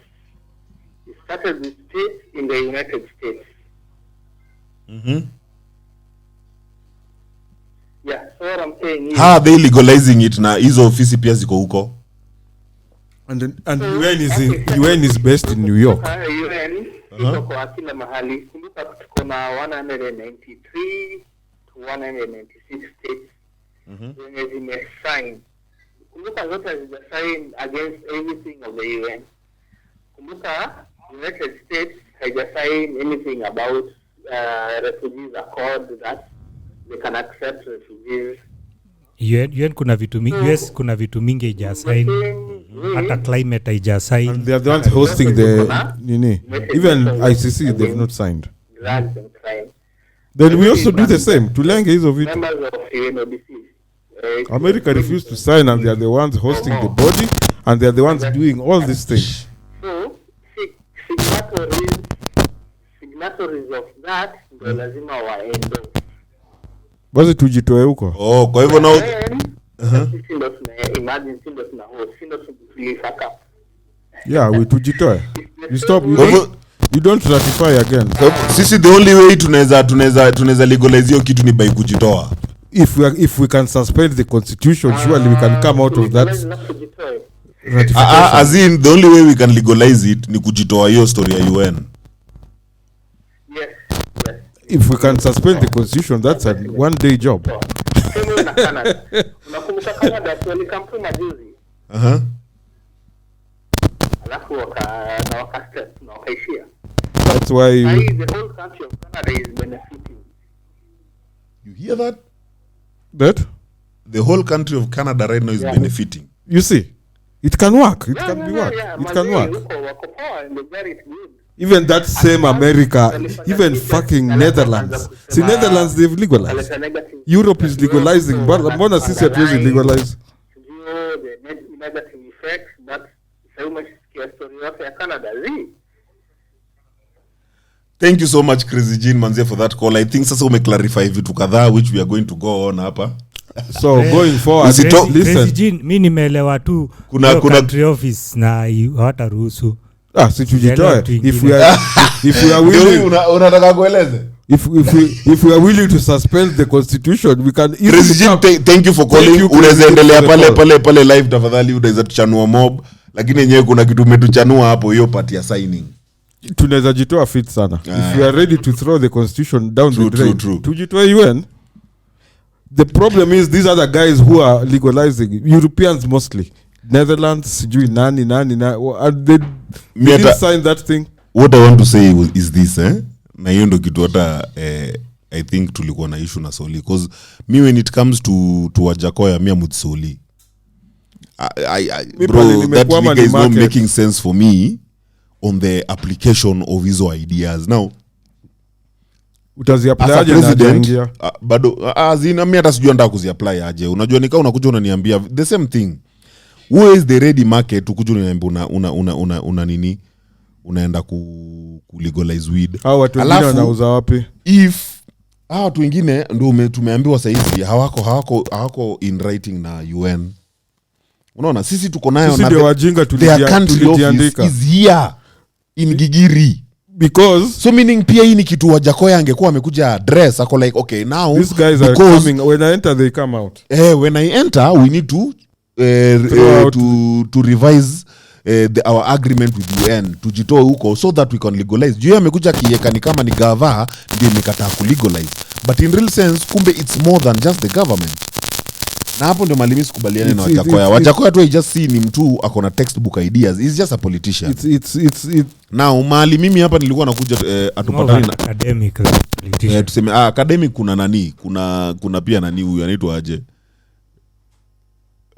Huyu mtu wa kutusi watu, huyu mtu wa titles. Miguna. Kuna hao pia ni same, tuseme ni same tu na design Miguna. Now mimi mali Soli siko napatana na wewe ni kukuja kusema hata venye yeye amesema Canada wa legalize and they are making profit out of it. How that's now, the blueprint we follow. Sisi what we don't want to focus on is how to make money out of this weed. But he has told you how to do. Who? Wajackoya has told you by what? By extracts. And exports. No, me I'm talking about sisi in Kenya as a general. We are not looking if you're only selling it here. We are not looking at this as an idea to make money out of. You know. But we are looking at this. What one akina Soli wanaona tu kuvuta. That's the problem. Nasema, and that's most Kenyans. Even churches wanakuja ati. These are the dinosaurs. The moment mtalegalize hii kitu, everyone will be smoking weed. Kama mnataka kuilegalize ndio muifanye for export, kuna export processing zone ikuifanywa APZ basi. Yeah, those ideas can be thrown in. Sindio? Isiingie huku. Actually I remember Wajackoya's one of his points is not, it will be sort of a limited legalization. See at him, you'll be walking now in front of policemen with bangi huko nje and things are fine. Kuna swali nyingine hapa Chris Jean nono muulizwa, but I think he tried to jibu it, ni venye tu pia wewe ulikuwa unabonga. Roger amekuuliza but Canada is part of UNODC. Exactly. So you explain that Chris Jean hapo hivyo. Hebu jibu hiyo part ya Roger. Ni racism bwana. Blacks should not prosper. Wewe wacha. You can't. Sasa tena tumeingia racism Buddha. Blacks are not being allowed to prosper. Tumeenda tena club. No. Hii ni club gani? Why are white people legalizing and we not? Shida ni wapi? Huko pia wewe Jav pia sasa hiyo that's not puny. Tell me there's no racist agenda in this in the world. Umbwa. Hata viboko, piga viboko. Jamaa after agenda blanda tu show jampiga viboko. Umezoea kupigwa viboko. Wewe hizo ni nini unasema pia wewe? Racism sio. Yaani hiyo ushatutoa kwa argument. Sasa tumeingia. Why is Canada they are in that UN haters That's club? not racism, bros. Tukuje tu tujue why are they there? Usiseme because they are a western country. What you mean, man? Ndio hiyo Chris Jina amejibu amesema EPZ ya weed. By the way, hiyo alikuwa anajibu hiyo inaweza come through. Inaweza make it. So hapo Soli amesema hebu jibu hapo Roji. So unaona Soli, if you enter into the idea, you see now you can come up with good, you can give us solutions. You see you can give solutions rather than people will smoke. Mimi nimwambia leo mimi nacheza devil's advocate. Nacheza devil's advocate. They are already smoking, so you'll never stop them smoking. Chris Jina amesema remember kuna part na kuna membership ya UNDC. Canada contributes to the refugee camps in Kenya, so they are allowed to profit from Bangi and us and not us. Can you explain further please? It's called UNODC. Tunaingia international politics na no and it's not even international politics. It's about a new international idea, a new idea that can be imposed in our country. Hatujaingia hizo politics only. Tuko tu kwa new ideas tu. Vitu mingi sana Kenya imesign. Because we are you need somebody who knows what they are talking about. Ndio tujue what needs to be undone na nini. Na hiyo the best thing. Na hapo ndio mahali by the and I'm really hoping hiyo manifesto ya Wajackoya. Ulisema inatoka when? Alisema sijui ni second ama ni 12th. I think second. Mwambie watu wameshaingia siasa. I think by the time anatoa hiyo kitu 12 will be too late for I explain hizo vitu zote. Hizo vitu zote zenye tumesign na how are we going to legalize ourselves from UN office of Bangi hating? How are we going to agree with Thailand tupate hizo snakes zao? How are we even going to start breeding? Hizi snakes tuko nazo hapa Thai cobras tutumie tu hizi zetu tu they are enough. And most importantly, who's going to buy this shit? Sensationalism. Watu wanapenda tu sensational things. Mtu amekuja hapa anasema to legalize nini. These things are not as easy as they sound. They might be easier than you think. We've never tried it before. This is a new idea. That's why this guy is trending. Me hapo ya easy. That's my issue na Javi. Man, it can't just be easy like that. The idea is good. The idea we can expound on the idea. It might be easier than you think. With all these easy signings mingi tumemake, bro. These signings are a new addition now. You still questioning the idea? I'm still questioning the idea. Leo mimi na play devil's advocate. Please, I'm still not convinced. That you said that you're not convinced that a bag of Bangi at 3.5 million can solve Kenya's economic problems. If you sell 30,000 bags, you're not seeing a solution I'm not there. Seeing. Even if we sell it locally, it doesn't even make economic sense to me. It makes you can pick numbers 30,000 times 3.5 million. Only economic where sense. Where is the market? Roji hapa anasema that is a second level. No, let's agree on the economic sense. There's a good debate going on up here. Because Canada is a refugee member and country in itself. I don't think there is a country in this world that helps refugees in the world like Canada. So they're allowed to grow Bangi and make money out of it. Kajibu ndio Chris Jina anajibu. Okay, UK wants to sell refugees to Rwanda. But is it legal or illegal as long as UNODC office? UNODC, I've never even heard of it before today. Office for Africa is in Kenya. Weed in Kenya haita make, but for commercial purposes, then that can happen. We're not saying you legalize and everybody gets high. It was not for consumption. It was not for consumption. But the entire debate was for commercial purposes. And even the intention of the Wajackoya is not for consumption.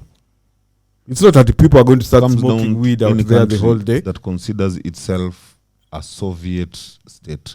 Roger anasema, I think the marijuana issue comes down to any country that considers itself a sovereign state. Yeah, that's what I'm saying we're not sovereign clearly. If other countries are in that same fucking UN and they're allowed to and they're making profits out of it. Well, if we are not, if we are not, and this guy is so learned, anakuja na tupaje to your idea. He must have a solution. That's why I'm convinced he must have a tumtafute kwa hisho ama nini. I'm not convinced. Wacha tu producer tutafutie Wajackoya kwa hisho. Anataka tumuamini bila yeye kutu convince. Mimi na kwanza. Wajackoya na simwamini. Mimi naye hapo wacha nisudanganye. Me don't think simwamini him as a leader akuje, but we don't know anything about. But mimi naamini your idea. But you vote for the guys you know you vote for, and we're in this mud because of the guys you know. Me believe on that idea manze. Mimi now him naye ni make sense. I have no problem with him. Ama niyo duraga nava mpendi.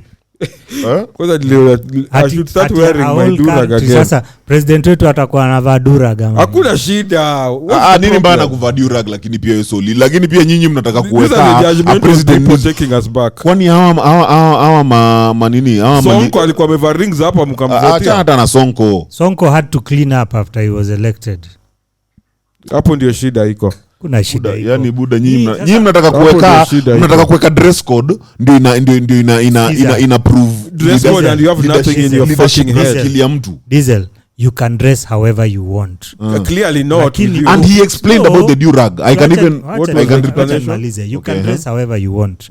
It is your right to dress how you want. But lakini ukikuja huku nje, as long as your ideas are functional, you have to behave the way people expect you which to be. Which people you see, that's the problem. That's the problem. Which people are this? Which behavior is this? That's why you have. Which people are this? That's we why need you to behave stuck like those people. Hapo kwa bangi shida yako ni bangi tu. That's why you see you built a wall around that bangi. You're not seeing beyond it. You want to validate. You don't want to verify. Okay. You want to validate. Let me give you an example on that issue. So unaingia corporate, si ndio? You join corporate. Yeah? You want to rise up, upate ma promotion, maybe you join the C-suite, maybe even become CEO. Yeah? But you want to dress the way you want. And then uko hapo, you're frustrated, you're not getting promoted, nini. And that's a problem only with this country, by the way. No. Let me finish. It's only this country. Only this country. Because this country is led by people, by people like you. Who want to validate you. They don't want to verify America, whatever you're saying. Look at the richest people in the world. Facebook. Whenever hizo situ unasema ni. Unless now you say the company is yours. No, it's the whole corporate culture. No. Akina Google. You can't change corporate culture. It is what it is. No, this there's a certain level of the decorum na nini una expect. Hiyo ni watu kama wewe. Wale kama uvai suti uko nje. Sawa. Look at the corporate culture forming in some of these big companies. The jamana kam job na shorts na party bro, and is the owner of the company. Kuna kidoji, kuna point mzuri. You want to be in the game but you don't want to play by the rules. No, we don't. That's what I'm saying. Who made these rules? We don't want. Wait first kwanza nisome hii part ya Roji before ni bonge na the devil's advocate. So the devil's advocate is not for you, my friend. This is hard. Roji anasema when we come to legalities, that's a different issue, which I think you're confusing for morality, just like prostitution. The fuck does that mean? Yani buda tumeacha sasa venye huyu anaichukua sasa, kama hata hiyo venye anachukua hata venye unafaa kukuja, hiyo ni kama morality, hiyo kunivalidate venye nafaa kudress, hiyo ni same buda, ni same na ukiona dema amevaa fulani, hiyo ni prostitute. Ukivadura huwezi tuongelesha. Ukivadura wewe huwezi cheza hizi nini. You see the Soli is pigeon holding these guys. Hizo kuongea ya childhood. The real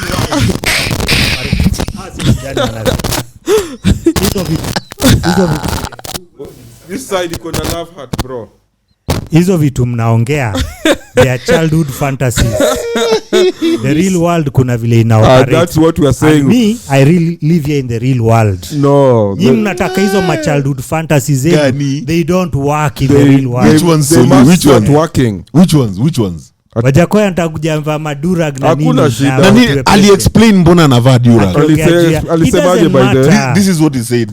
Na ali explain mbona anavaa durag. Alisema when slaves were being taken. By the way, he went deep with that shit.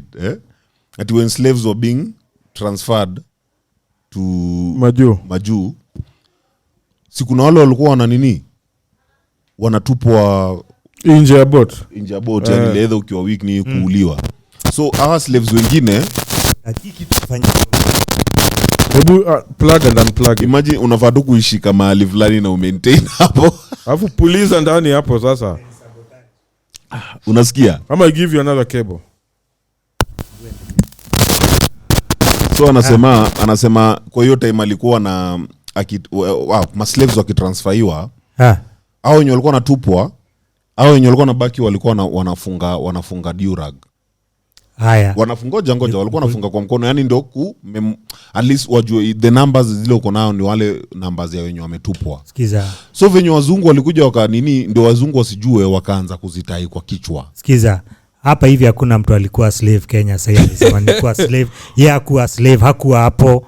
Hizo ni yeye akasema unaona it is no skiza sasa unaona hizo ni American problems. No. Here he went on akisema it is an act of rebellion.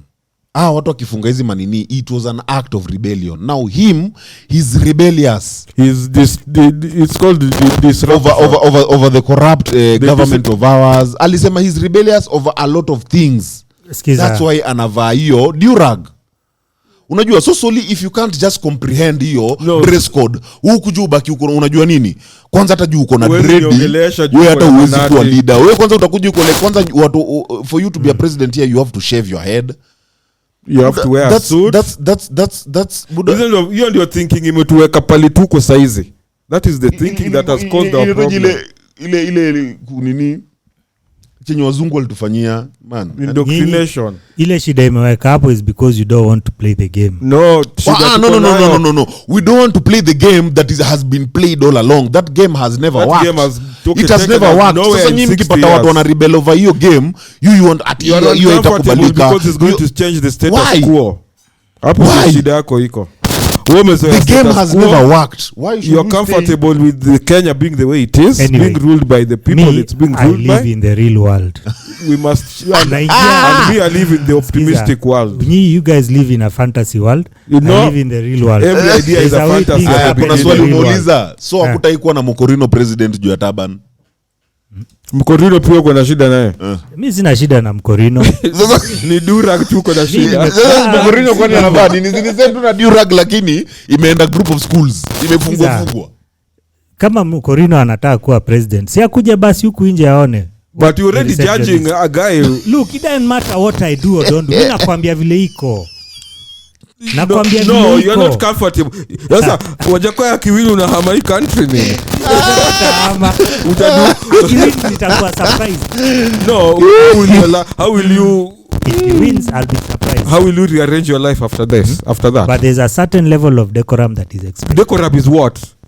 Who made these rules? Decorum it doesn't matter who made the decorum rules. Is what? They are there. That's why you are against this baggy idea because you're not even open to it because hiyo decorum unasema hapa. Sorry. Okay, fold it in half. I've seen Dizzo do that once before. Izijitetea. Wacha nikuangalie kebo. Tuone kama itawaka. Endelea na point yako. These fantasies who think the world will work the way they want just because they think things work the way they work. You work within the confines that are there. So those are not Mimi I'd say this those are not small boy nini. Those confines have gotten us to where we are today. We need naive. new ideas. It's not naive, Soli, bro. It's not naive. Unimse by the way. Wacha tu nikwambie Soli. Na hapa wacha nikwambie wale watu naive. Right now wewe saizi ndio unaweza kuwa naive. Unajua vinyo unaongea kama hawa watu wazee wenye ukiwapelekea new idea wanakuambia hiyo haiwezi work. Haiwezi work. Unajua yeye haiwezi comprehend. Venye yeye anajua. This guy if you're coming from a new space uko like you hatutaki. Listen Soli. All things held constant. Who are the biggest voting bloc in this country is who? I don't know who it is. The youth. People under 18 are someone is saying uko na double standards deadly. double standards gani? People explain. People under Double 35. standards gani? That is Let me the tell you. but yeah, solely you have double standards. People under 35. People under 35 are more than 60% in this country. Even Soli has ever said that. Paka Soli akasema wazae wanafaa kupakwa waende ocha. Those are the people Mr. Double Standards. That is why he's wearing a durag, because these people that want to vote for me wear durags. That's why he's talking about bangi, because these people want to vote for me smoke bangi and they want bangi legalized. He's not addressing dinosaurs like you. Sawa basi wamgotie tuone mali watafika. We will have this conversation. Akitoboa, I swear, I'm coming to your house na pati zako unaenda UG. Sasa wewe umeanza kuota. Obviously atoboi. Lakini chenye Jav amesema ikompare na chenye Ruto did. Yeah. Ruto tried to talk to a ground by bringing history ya bottoms up economies juu wheelbarrow. Imagine Wajackoya ameongea simple na direct na amerelate na watu wa ground badly simple na direct, lakini bado hii ya Ruto bado tuielewi hii bottoms up economy, na yeye amekuja venye nyinyi mmemvalidate, venye nyinyi mnamtaka. Ruto has come exactly like that, with a tie and everything, with a tie nini kila kitu. But his idea of bottoms up economy, hata wewe mwenyewe huwezi explain. Wewe mwenyewe kuna time uliniambia hiyo kitu. Ruto too is watu around him are confusing. Ina resonate na watu, lakini it's very difficult to explain. Please, even them they can't explain just try and explain. Nimekwambia ina resonate na watu, but it's very difficult to explain. But ya Wajackoya ni easy to explain. Wajackoya grow the economy. Ina resonate na watu, lakini the practicality of it, I am not seeing it. I'm sorry to say. Na Wakenya wapenda kuchocha watu sana. Yes, wa kwanza tumechocha. Hata fita Kenya tulichocha. Nani na yule nani alienda wapi? Solini wa Dynasty. Dida pia alichochwa tu hivi muda akatoka. Lakini what was Dida's and this is what I'm saying, Soli, you people are resistant it's to not change. about kuchocha. Hiyo ndo issue yetu. Unaona, you are resistant to change. We are not resistant. You are. You already judging the argument here is because you are questioning something does not mean you are resistant to change. So should I just accept the argument? No. What you are doing is bigger than questioning. You're already judging him. Yes, I can judge. The argument because here, of your standards, because of things, little things like clothes and durags. It is my prerogative to judge things for myself. I'm not going to accept something just because you tell me. No, you're not giving him a chance to speak is the problem you're having. But he's not speaking. He's just putting things because they are sensational. When you question the practicability of those things, it doesn't make sense. Mali mina agree na wewe. Ni huo mjamaa yenyewe si practical. But mali si agree na wewe Soli. On paper it looks good. Ni kama tunabonga hapa hivi that huyu mtu anafaa kuwa president or not. No. The idea yake hiyo ipatie huyo president mwenye unapenda. Unajua? Hiyo idea makes sense. Hiyo idea kabisa, yani commercializing weed doesn't make sense for you. I make sense for a nini. Hizo vitu zenye amesema. Toa Wajackoya. Wajackoya hajasema kitu. Okay, sawa. It's just legalizing weed. Tuangalie hivi. So if it's legalized, of course itafungua some opportunities, which is the point. Exactly. Yeah? That's the point. Tunakuuliza is it making sense or not? Wajackoya of course tumweke tu kando.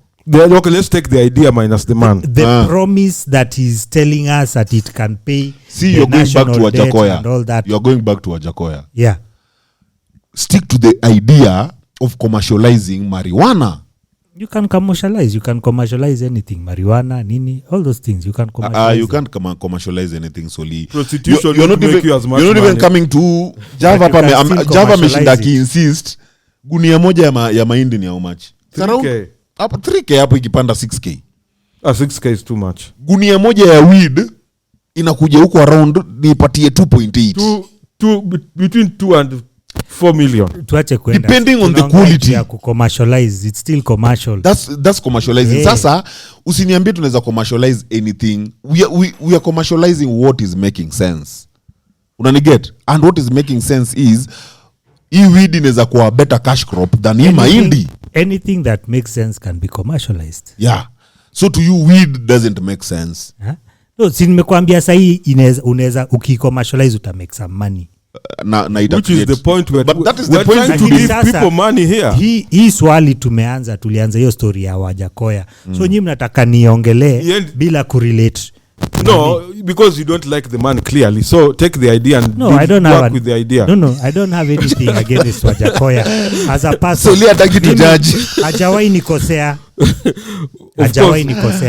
Umjui. We are looking at his idea and the merits of his idea. I don't have anything against the merits is what this guy has just said. Maize is 3K, bangi is 3.5. The only stick in the bud here is where to sell it. Na mimi nakwambia wacha hiyo issue ya uliza swali. Oh my God. Wewe leo lakini uko na kiapo ati Christina anasema ati wisdom of the fools. Commercialize everything. Mpe maji. Can you commercialize your wife?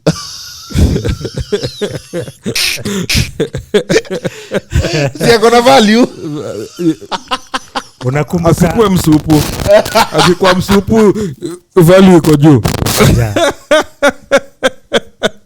I'll give him an but example. yeah, only we can't generalize like that. Siwache nipatie. Sawa. Unakumbuka ile story ya ule msee alikuwa ameambia wife yake anini na mzungu huo coast. Sio alikuwa amecommercialize bibi yake. Haya, na wale walikuwa wameenda mabeste wawili wakabet wakasema ati nikishinda naenda na bibi yako. Hata amecommercialize. Bro, but that can't help the country's economy. Sasa si but it's commercial, it has some commercial value. We are talking about helping the country's economy solely. Kama nini kucommercialize unaweza commercialize kitu yoyote. Yeah. But the question is, yo mwenye ameuliza, will I commercialize my wife? No, I will not commercialize my wife. But I know of people who have direct answers only. Unaona hizo vitu za general. I think hata whatever is trying what he means is ku generalize vitu. Unaona saizi tuko uwezi kuja uniambia ati we can say or commercialize hata anything. Gambling watu walicommercialize wakaenda Las Vegas wakasema we can commercialize nini. And why was gambling commercialized? See, because it could make money. Exactly. Now can we talk about things that Gambling, can make money? Usiseme tu we can commercialize anything. Before Las Vegas gambling ilikuwa it was being looked at vile unaangalia bangi size. Gambling is a sin in the Bible, I think. It is actually. Yeah. Bangi at least haijatokelezea hapo. Hata kwa the rule book of men, gambling is a sin. But it's commercial and it's working. Yeah. So give bangi a chance, man. Give bangi a chance. Well, sorry leo Mr. Murphy is on you, eh? Ati Mr. Murphy is low. Murphy iko na nini? Mike kama si Mike ni ideas zako ziko down. Nyinyi mmenisabotage. Buda zizi. Bro, when you decide to be the devil's advocate. Yes, mnipatie nini? What happens is be ready to be sabotaged. That's what a devil's are. Yani Buda, you devil yuko hapa, mimi niko hapa brother. Unajua? Never win. It's me. Umenisabotage. Lazima kwa sababu ulisema umeenda hiyo side tuko sasa. Sawa basi. Devil's advocate is frowned upon. But anyway, at the end of the day, it's supposed to be an open discussion. It's an open discussion, man. Jamaa amebring kitu hatujawahi fikiria. Bana, we can take it. Msikuje mseme cotton ilifungwa sijui nini. Kimi nataka kutake kile mnataka kusikia na mkiambiwa kile mnataka kusikia mnakachi. Hapana Soli. Haujatuambia kitu hatutaki. Haujatuambia tu kitu. Wewe tu umekuja tu umesema bangi ya make sense. Tunakuuliza i make sense aje. And we are explaining for you. Na wewe msana tu force na bangi amevadura. Ana suti. Nyinyi mnataka ni have discussion out of context. So mnataka ni discuss your story bila kutaja mwenye alianzisha hiyo story. We are putting it in context. Na huyo mseo ndio tumesema hivi. Yani this was hata sahi. As illegal as it is in Kenya, people are still making money out of it. Precisely. So it's legal. So we are not discussing the issue of whether it will make money. The issue of whether it will make money is there, it's a given. Then why you have against it? Then mbona tunaipinga bro? Tuna discuss kama hiyo solution ndio inaweza solve mashida za Kenya. That was the context. Lakini solve mashida zote. We can't solve all issues. Give us some money. We'll have a bit more money. And then that money we can now use to open cotton. Kama hiyo sasa ikinini sasa hakuna tutalipa madeni zetu. Hata mwenyewe hajasema hivyo. Hata Wajackoya mwenyewe basi anasema it was a silver bullet man. Inaweza solve madeni. Kuna venye in fact alisema ita solve ya China. Yeah. Amesema hivyo. Amesema ita solve ya China waende and then we have some more money to do other things with. So that tukisha nini? Tukisha China hawezi panda zao. It's not legal there. But you see, you are talking about the smoking marijuana. There are 100 extracts from marijuana, so my friend. The issue of money is not what we are discussing, because that thing on its own. So tukishalipa deni ya China, do we illegalize it again ama what? Kuja kutuambia ati hiyo sasa ndio inaweza solve issues za Kenya. Hakusema hiyo ndio ina solve issues za Kenya. Inaweza lipa madeni. Inaweza lipa si ati ita solve issues za Kenya. So lipa madeni and give us a bit more money in the pocket. You know what? In fact, can we just give it a chance? That's all we're asking, man. Yani, leave alone. You mimi my vote hapa hivi mimi si ati niko katikati. Mimi niko on very very very very solid ground of Wajackoya and I can't be a president right now. Whatever he's saying hajani convince on all those ideas the way they'll be implemented. Now the idea I like the idea if it can be implemented. Right now tunajua bank is making money without being commercialized, without even structures, without regulations. Before we implement any idea, it has to be discussed, it has to be researched. Is what we are doing. That's what we are doing. Sasa sikiza, Kenya si yangu peke yangu, si yako peke yako. Bottom up. A subset of Kenya inaweza amua kitu na hiyo Kenya ingine ikatae, na ile Kenya inakataa ndio kubwa. No, but it's you're actually describing elections in this country. Kama hamuniamini, let us wait and see. You're actually describing elections. Yes. We know people win elections, but they don't win. Because a subset decides. The majority don't. The majority of this country have no voice. The Kenyans will tell you exactly what you may never know who. You may never know who wins any election at any given time in this country. That is speculation. That is speculation. That is speculation. Ukiambiwa uende court ujaribu kudefend hiyo, you'll find yourself in a lot of problems. This is what I'm saying. Kitu tunajua. This is what I'm saying. Presidents ashachaguliwa whether we like it or not. Diesel. Hiyo wewe ndio unajua. Sawa. Hata niitwe hiyo court bado nitaenda tu niseme president nyinyi mshamchagua juu kila time tumekuwa tukichagua president kumekuwa tu na my issues. Meaning haijai kuwa tu legit. It has never been legit. We can trace it back. The only legit president in this country has ever had was Kibaki first term. Let me that go one on. Was an overwhelming majority. So, landslide. Ni hivi. Kwa wale yule president mwenye anaenda ku come on board solely. We can share ideas that he can implement. Unajua mimi usiniambie juu wewe umeambiwa kuwe president. Sawa. Unataka kukuja na ideas zako. Hebu sasa wewe niambie Raila alisema you go back with your idea. Raila alisema hivi. Wajackoya ameshare idea and Kenyans will tell him exactly. And Kenyans like that idea. So if he's not going to Kenyans win, already like it. We already bought the it's idea. Now the few people. It's the ancient people that hawatakubali. The ancient and the religious people. And dinosaurs. Hao ndio wanaenda kukaa hapo waseme hii idea ikatae. Listen. The idea is now beyond Wajackoya. This idea now is a national idea. We've seen we like this idea. So if Wajackoya wins or not, we want this idea carried forward. So it's beyond the man anymore. It's not about Wajackoya anymore here.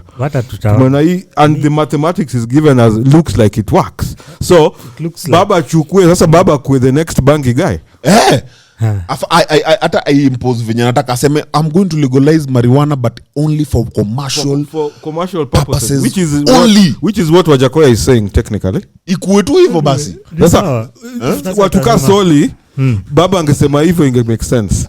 Juu baba vangi durag. Yani anavaa suti. So unataka by that una imply I can't think for myself. No, you are refusing this guy based on funny metrics.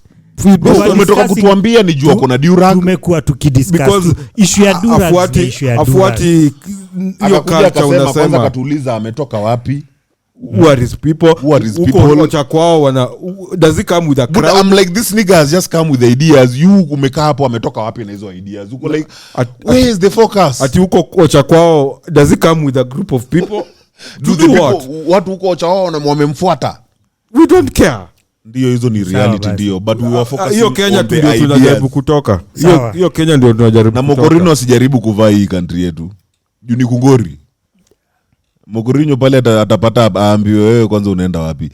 Guys, manze it's been real manze, naona pale Regina Crazy Jean bana mmeko hiyo wana fight bado kwa channel. No, they are sharing very good points hapa ni venye tu naona. Si usome points bana. Ni ndefu wamekuwa wakibonga. Unashindwa kusoma. Bro ndio hii. Wewe soma. Ni ndefu I've been following as nini kuna nyingine hapa mtaja. Unajua zingine tu zitakatishwa because they also having a conversation. Tutakusaidia in the beginning. They are having a conversation on the live. In the beginning. Tutakusaidia. I'm going too far. Soma 2-3 we close the show. Yeah, naenda mbali. Kuna nyingine hapa amesema okay, let me go to your highways solve.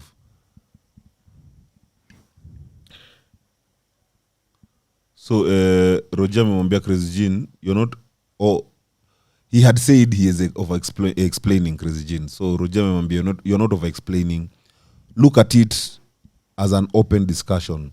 It is good to be open to ideas. What looks like a 6 to you may be a 9 to someone else. Si Soli, kumbe alikuwa amekutag. Mr. Ancient. Aya. Crazy Jean akasema sawa bro, I got you and I understand. We are all learning. Roji, we are both learning. That should be the bottom. The take out of this discussion, we are all learning.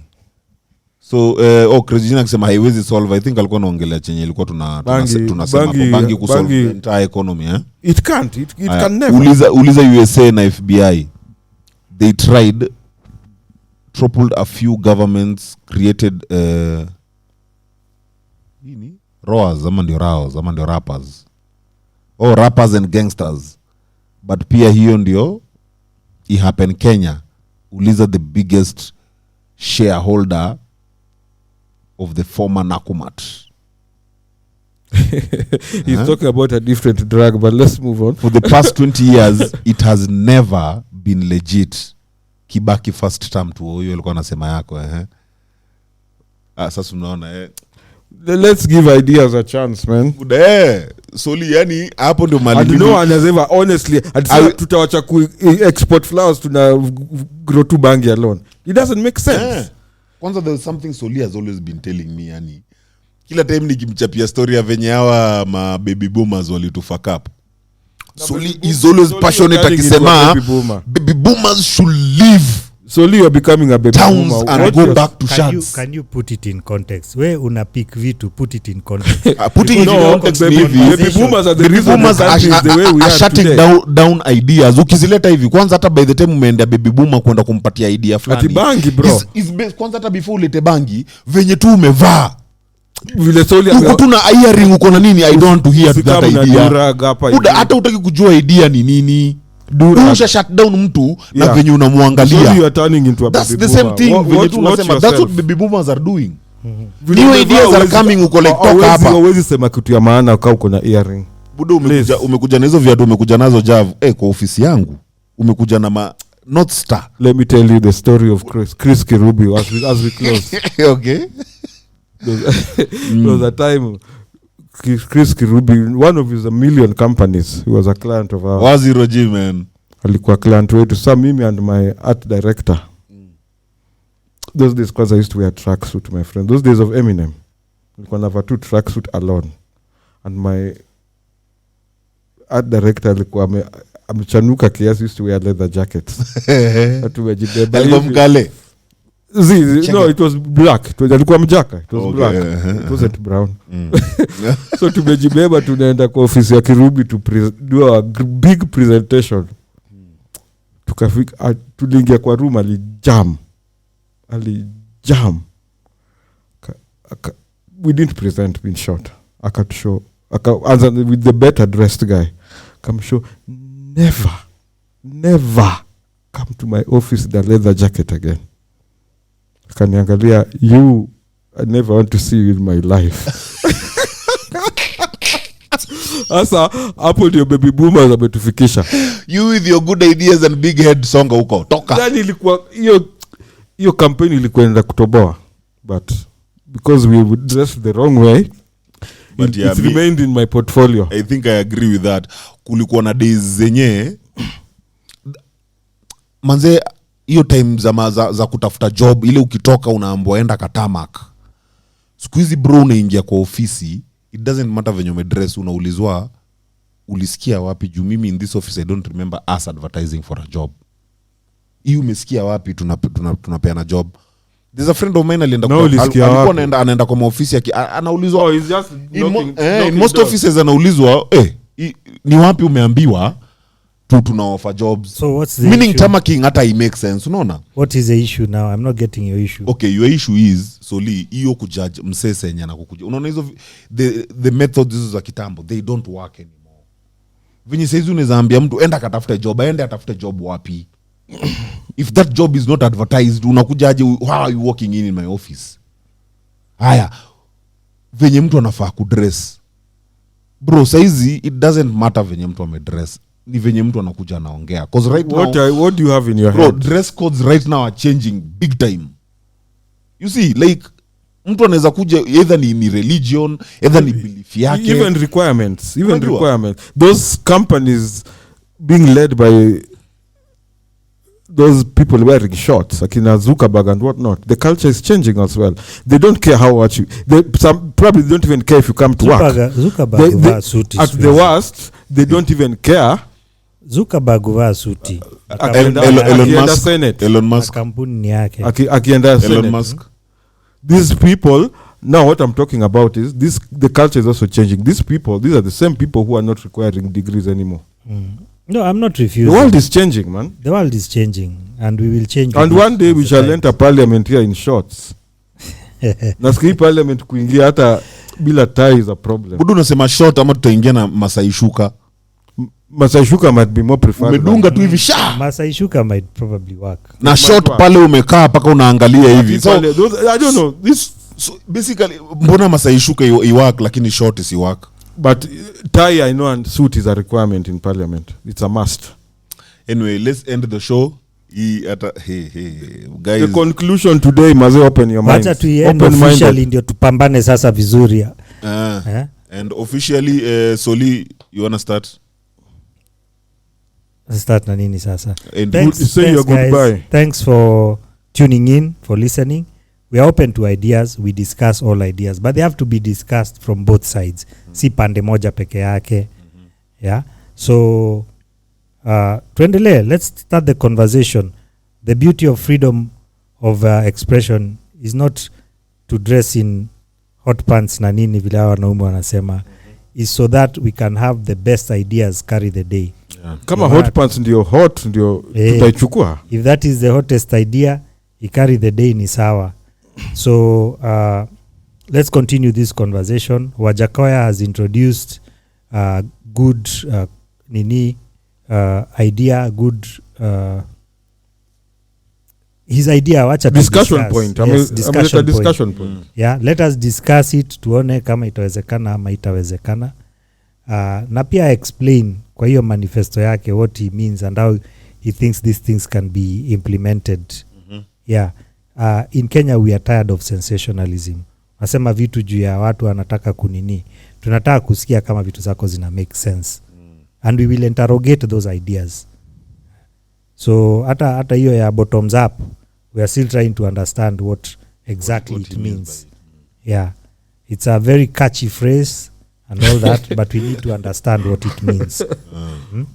na hizi zingine pia, hii pande ingine pia, hizi promises zote wanapeana, we want to know. Ukiambia pastoralist insurance ya mifugo will be giving ni serikali na wa tax money. Is that and why should the government be an insurer? Yes, why should the government be an insurer? These are things we need to interrogate. Yeah. If the government was talking about developing that industry because it has a lot of gaps, the meat industry, that's a conversation we can have. But our leaders need to stop giving promises. Ntawajengea stadium. Ntawajengea hii, hiyo time naona inaanza. Hiyo pesa si yao. We're starting to move away from promises. Yes. Yeah. You can come and show us the possibilities. We will entertain possibilities. Don't give us promises because hatujakupatia hiyo kiti bado. So Jav, will you finish ama let me then you finish. Me, I'm glad we're starting to discuss things. And like I've just said, I'm seeing our politics is moving into more issue-based. History ya unga iliisha. Kupatiana masoo iliisha. Yeah, and I had someone speaking somewhere, news or something. Someone was talking about, interview hivi tu, these street interviews. Jamaa was listing the things he wants done, and it's very different from the past elections. So labda tumechanuka tena. Nasema tena because 2002 tulikuwa tumechanuka the most we've ever chanuked in this country. There was a report worldwide, I don't know if it was done by the UN or some shit.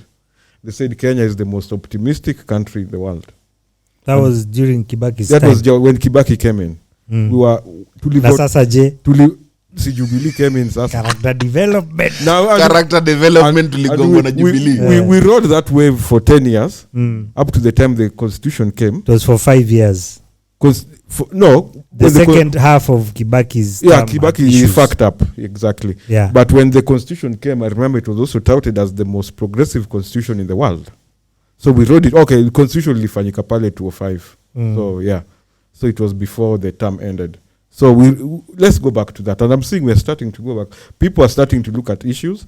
People are discussing it. I suppose 3-4 months ago, no one gave a damn about Wajackoya.